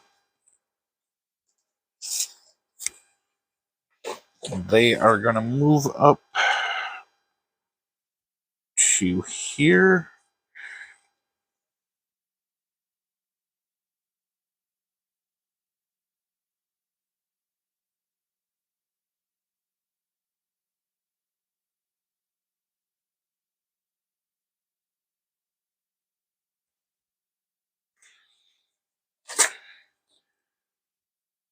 Okay, and the Royal Warden is going to move in behind them. He has a movement of 6. So let's see here. Yeah, so he'll just come right behind this guy here. And he is just within 3 inches. So now I'm not able to target the Royal Warden unless there are less than 3 warriors left, or he is the closest target. Okay. 2, shoot. The Necron player may shoot with all eligible units. Play through the shooting phase using the how to shoot in the rules reference. Remember that Necron warriors had 2 different types of weapons with different ranges and weapon profiles. Okay, example 2A, shoot. The Necron warriors and Royal Warden shoot at the assault intercessors. 2B, the Royal Warden's attacks are resolved. 1 intercessor is destroyed and another is wounded. 2C, shoot. The Necron warrior's attacks are resolved next. Shots for each type of weapon are resolved separately. 2D, shoot. 2 intercessors are destroyed. The casualties are removed from play. 2E, shoot. There are now only 5 models in the unit. Each intercessor must only be within 2 inches of 1 friendly model in the same unit to be in coherency. Alright, so we're going to start with the Royal Warden. He has a pretty big range, 30 inches. So if he is in 15, he benefits from that rapid fire. So let's see, that's 12. Knocking guys over already. No, he's about almost 3 inches short. Okay, his Relic Gauss Blaster is Rapid Fire 2. But it will not be Rapid Fire, as he is more than half the range. Okay, so he gets 1 hit. Gauss Blaster has a strength of 5, which is higher than the Intercessors' toughness of 4. So he only needs a 3 to wound, and he does not. Okay, I'm going to roll for the 5 flares, which are a rapid fire 1. Ooh, that might be relevant. Flare, oh yeah, 24, so they only got to be within 12. Yep, they are in rapid fire range. And rapid fire, you double the attacks. So we're rolling 10 dice for these guys. Oh no. What did I? Okay, I lost 1 flare. Okay, so we're only rolling 8.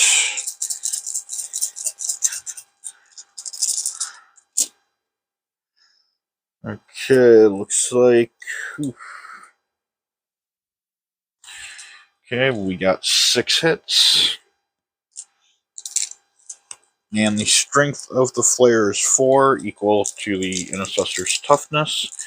So they need 4 to wound.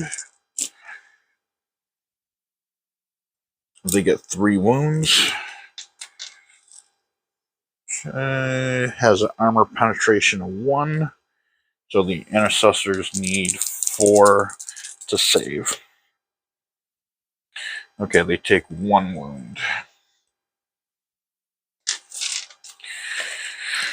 And we're going to give that wound to...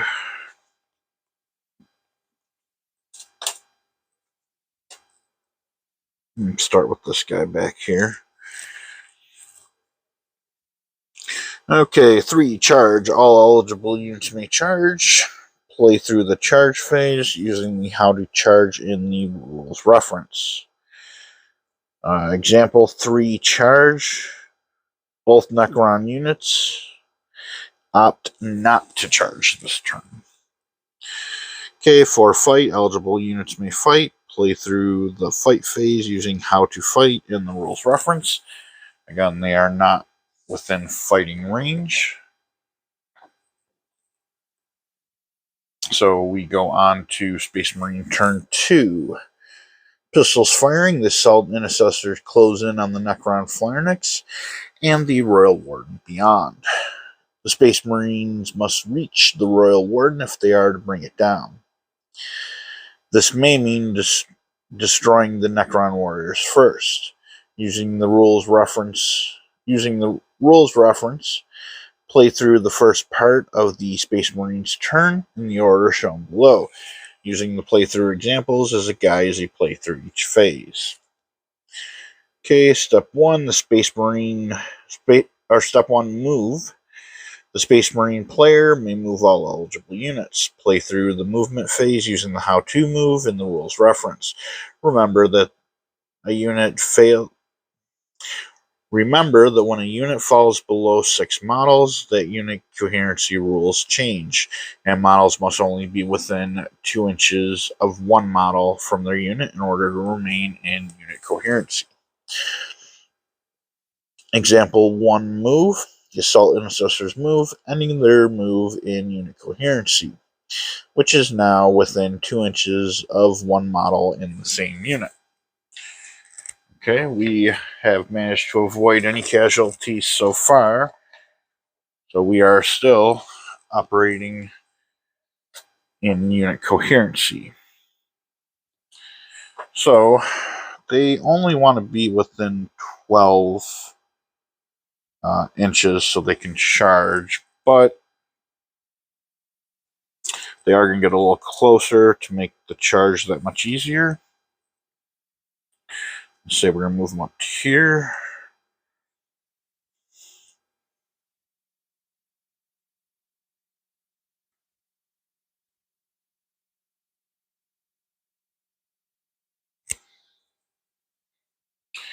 Okay, now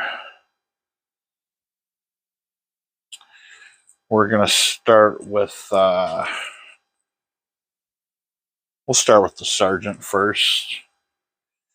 And he's not going to bother supercharging his plasma pistol, because Necrons only have 1 wound, so he doesn't need that extra damage. And he gets a 4, so that's a hit. And he rolls for the wound. 2, he fails to wound. Okay, now the other 7.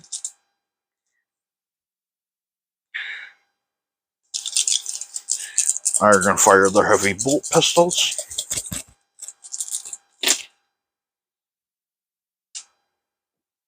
Yeah, it looks like we got 6 hits.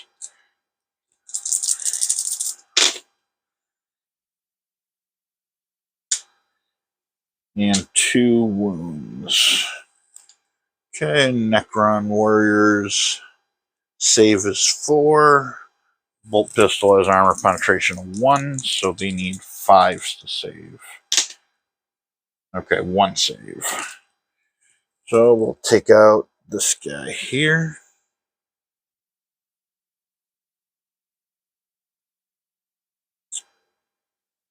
You know what?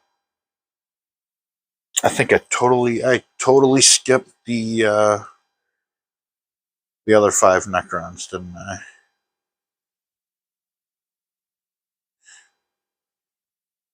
Yeah, I skipped the 4 Necrons with the Ghost Reapers.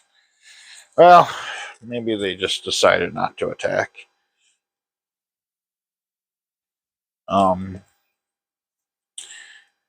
Okay, seems I can't get through a playthrough without making a mistake. So, now the shooting has concluded. We'll move on to Space Marines turn 2 continued. The Assault Intercessors close in on the Royal Warden. The remaining Necron warriors still stand in their path. Using the rules reference, play through the second part of the Space Marines turn in the order shown below. If the Space Marine player is to destroy the Royal Warden and win the game, they must fight their way through the Necron warriors first. Use the playthrough examples as a guide as you play through each phase. 3. Charge. Eligible Space Marine units may now charge. Play through the charge phase using how to charge in the rules reference.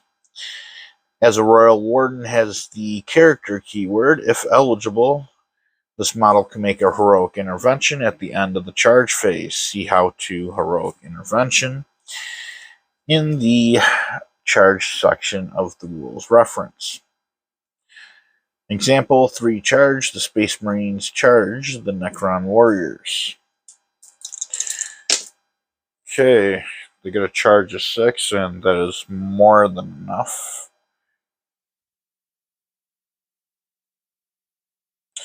So they're going to get right up in their face.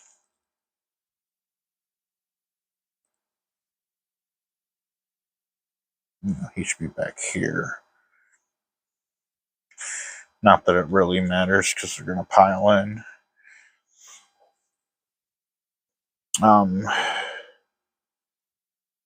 Fight. All eligible units may now fight. Play through the fight phase using how to fight in the rules reference.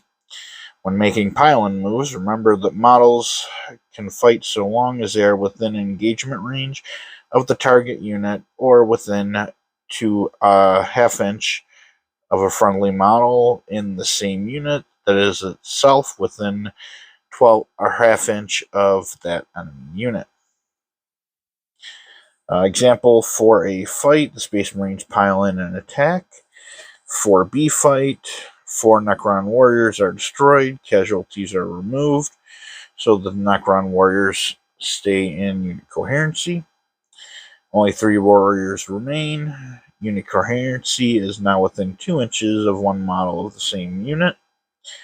For C fight, Intercessors at the bottom consolidate, finishing the consolidation move in coherency. 4D fight, the Necron warriors pile in and attack. No damage is inflicted. Okay, so pile in is 3 inches. So we're just going to go like this here. Just get them a little closer there.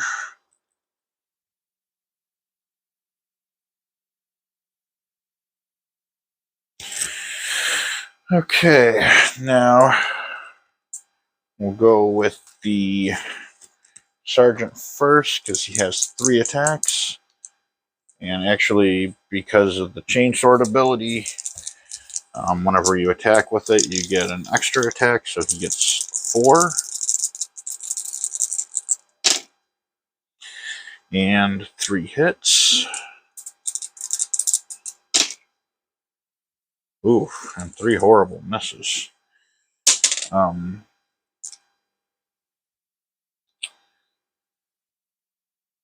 And also I almost forgot the Royal Warden here.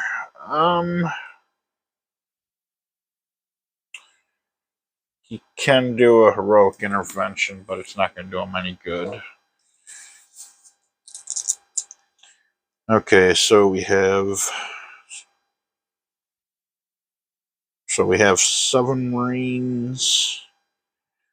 They have 2 attacks, but +1 because of the chainsword. So 3, 14, what is that? 21? Yeah, that would be 21 dice.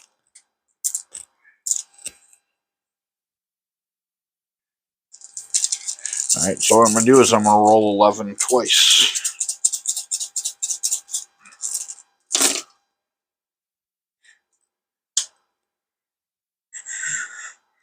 Okay, so we have 2, 4, 6, 8, 9 hits.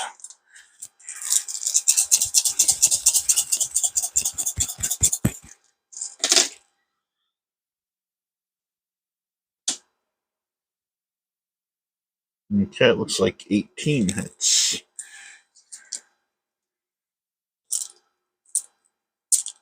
And we got wounds.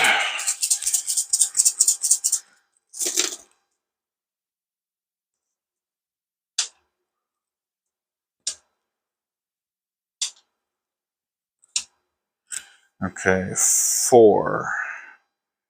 So that was 12. Okay, you need to roll 6 more.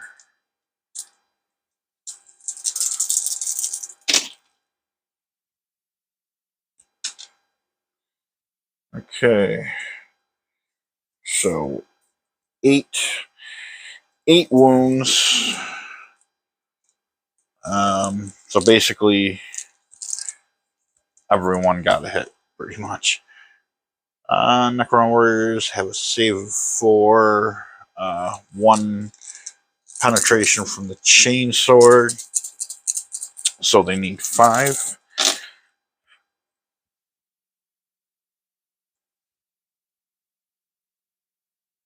Okay, so they take 4 wounds, which means 4 of them die.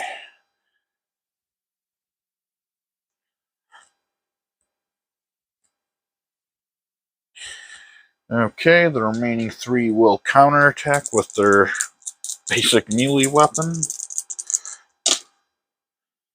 And they get 2 hits.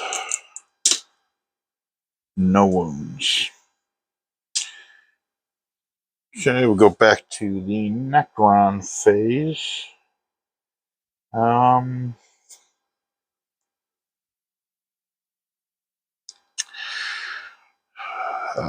think their best bet is to fall back and try and protect the Warden.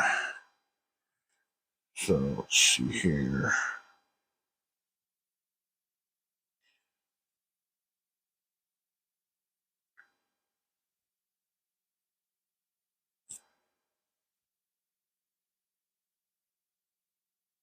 They're just going to go like that. Now, see, the Reapers have assault. Got 2 Reapers left. Can you assault after a fallback?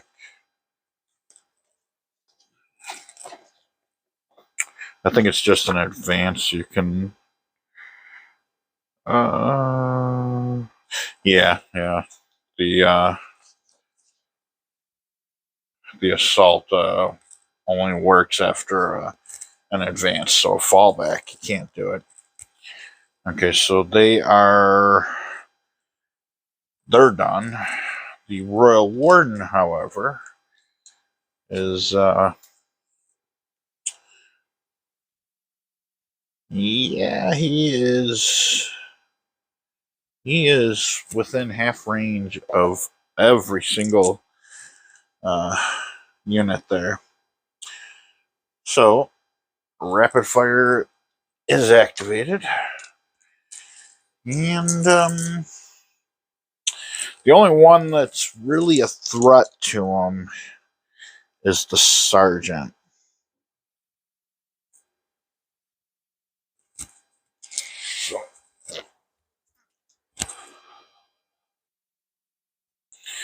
So he is going to unleash rapid fire on the Sergeant.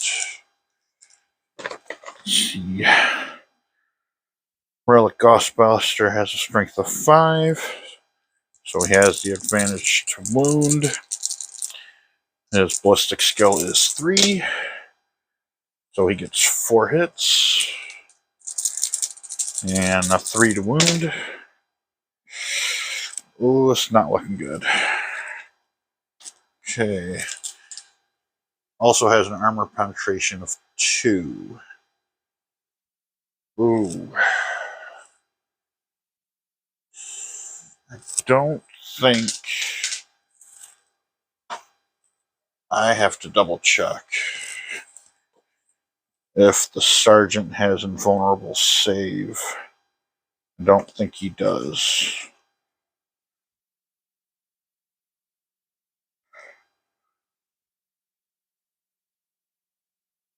No.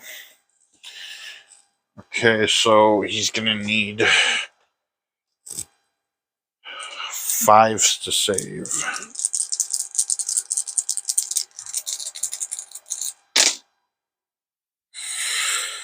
Okay, that is acceptable.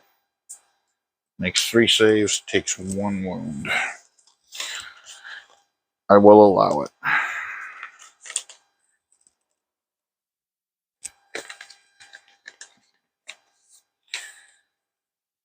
Okay, not much else can be done. They're not brave enough to try and charge.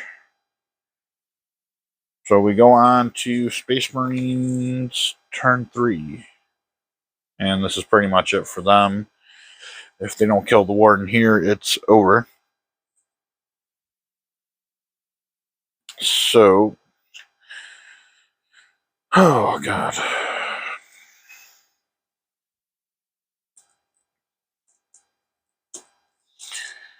Alright, I'm going to roll for the Marines first. I don't want to do this here. What is that range? Range looks like it's about 9-10 inches. Okay, they are in range with the bolt pistols. Sergeant's in range with this plasma pistol. Alright,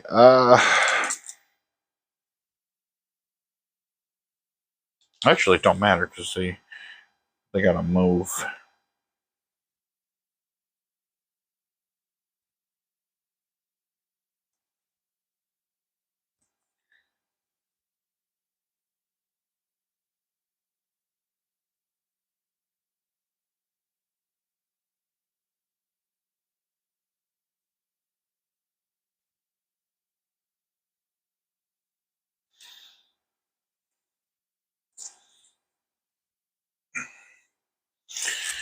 Okay, 4 of them are gonna go after the Necron warriors.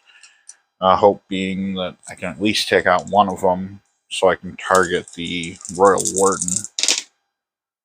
Okay, 3 hits. And 2 wounds.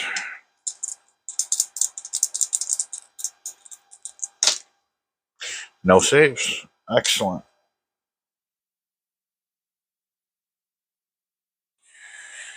Okay, so that was 4. So we still have, okay, 3 of the Marines are going to fire at the Warden. We're just, we're ignoring that warrior for right now. Okay, 2 hits. No wounds. Okay, it's gonna be the moment of truth here. Sergeant's gonna supercharge this plasma pistol. You gotta be kidding me. Every time. Okay, blows himself up.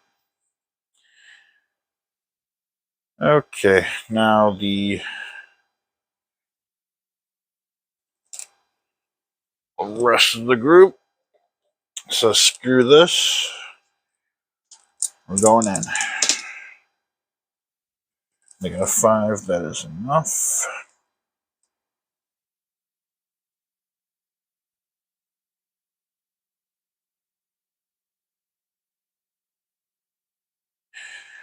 Okay, and then they're gonna pile in. Completely surrounding the Warden. Okay, so we got 7. Again, that's 21 dice.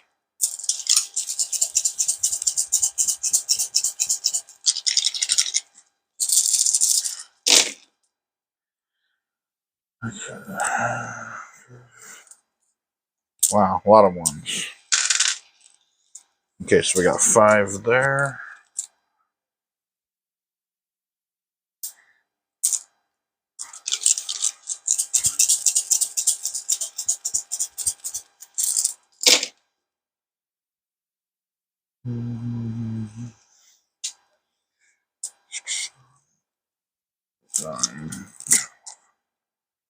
Okay, I got 13 hits.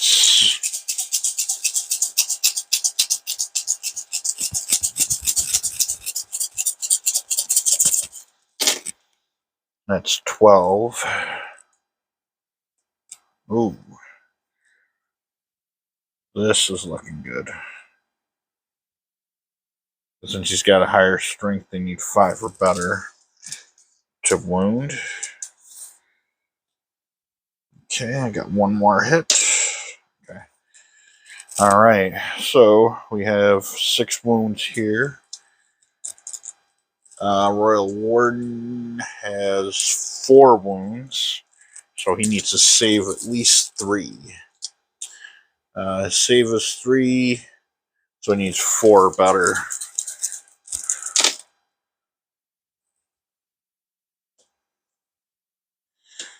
Damn. He pulled it off. Okay, but he takes 3 wounds. And I will just try and keep a mental note there. Actually, now I'll do the actual wound markers.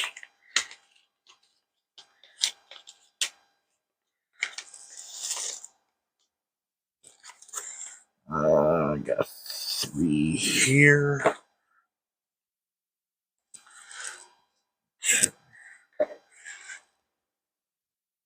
Put it right there.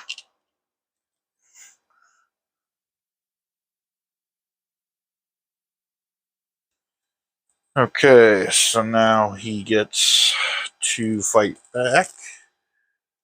He gets 3 attacks. Does not hit. The Necron warrior, he's there. He might as well take a swing. Hits. And wounds. But they save. Okay, so now it is the Necron's turn. Now, it says by the end of the turn, so it is possible the Space Marines can still win this. Okay, because the Warden is going to try and fight his way out.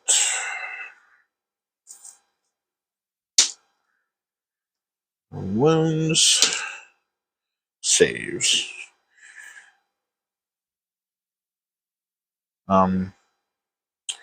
Actually, before all that happens. Man, I would so get my ass thrown out of a tournament. Okay, he's going to fall back. And he can't do anything this turn, but okay. Then the Royal Warden is going to take his attack, which fails, and prompts all the Space Marines to get a counter attack, which I said was what, 21?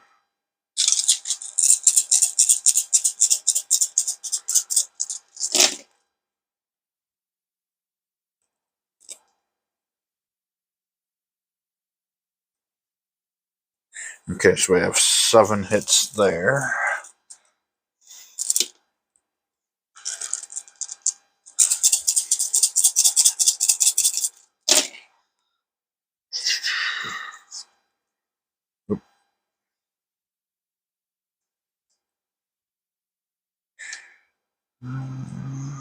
Okay.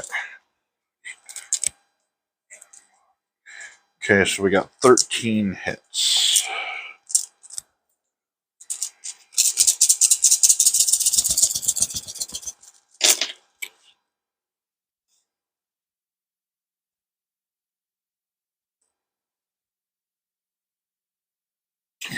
Wow.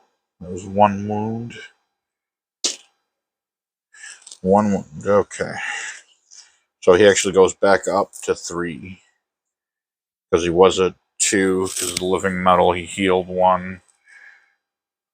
So now he's at 2 wounds. And okay, the Necrons officially have won at this point, but like always, I'm going to continue till one side has wiped out the other. So now the Intercessors turn with their bolt pistols.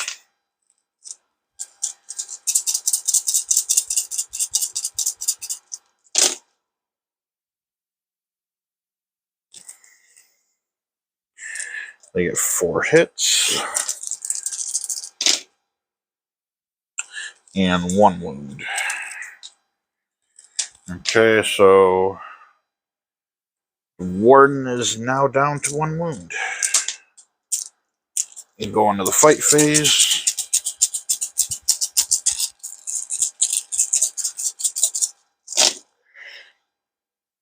Oh,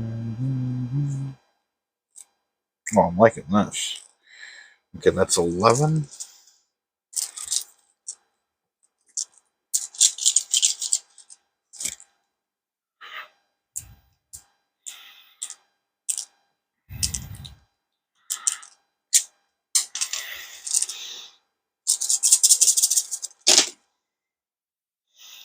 $12, 13, 14, 15 hits.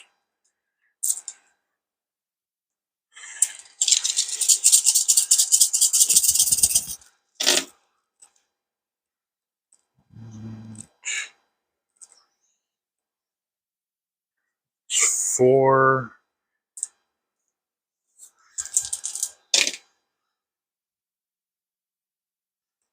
Okay, 4 wounds.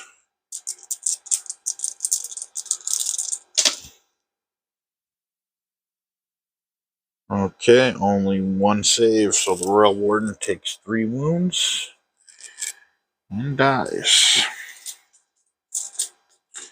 Okay, now this is about to be a massacre. Royal Warden, Necron Warrior.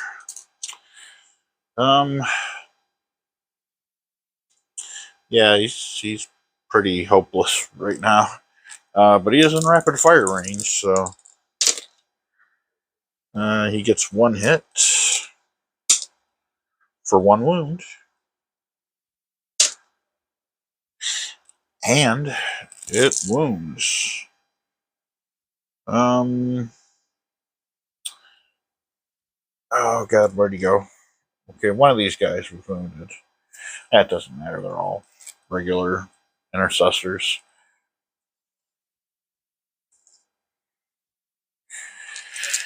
Okay, so he took 1 out. And he's just gonna stay there and shaking his metallic boots.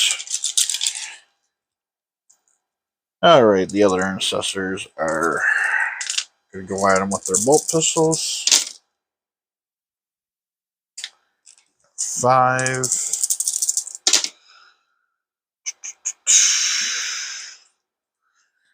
2 wounds. No save. Damn. Okay, so like I said, the Necron Warriors, or the Necron team, did officially win. But continuing the game, the Space Marines did manage to wipe the Necrons out. They just needed that extra turn to kill the Warden. So that was playthrough 16. And I'm back next week with issue 17. See you then.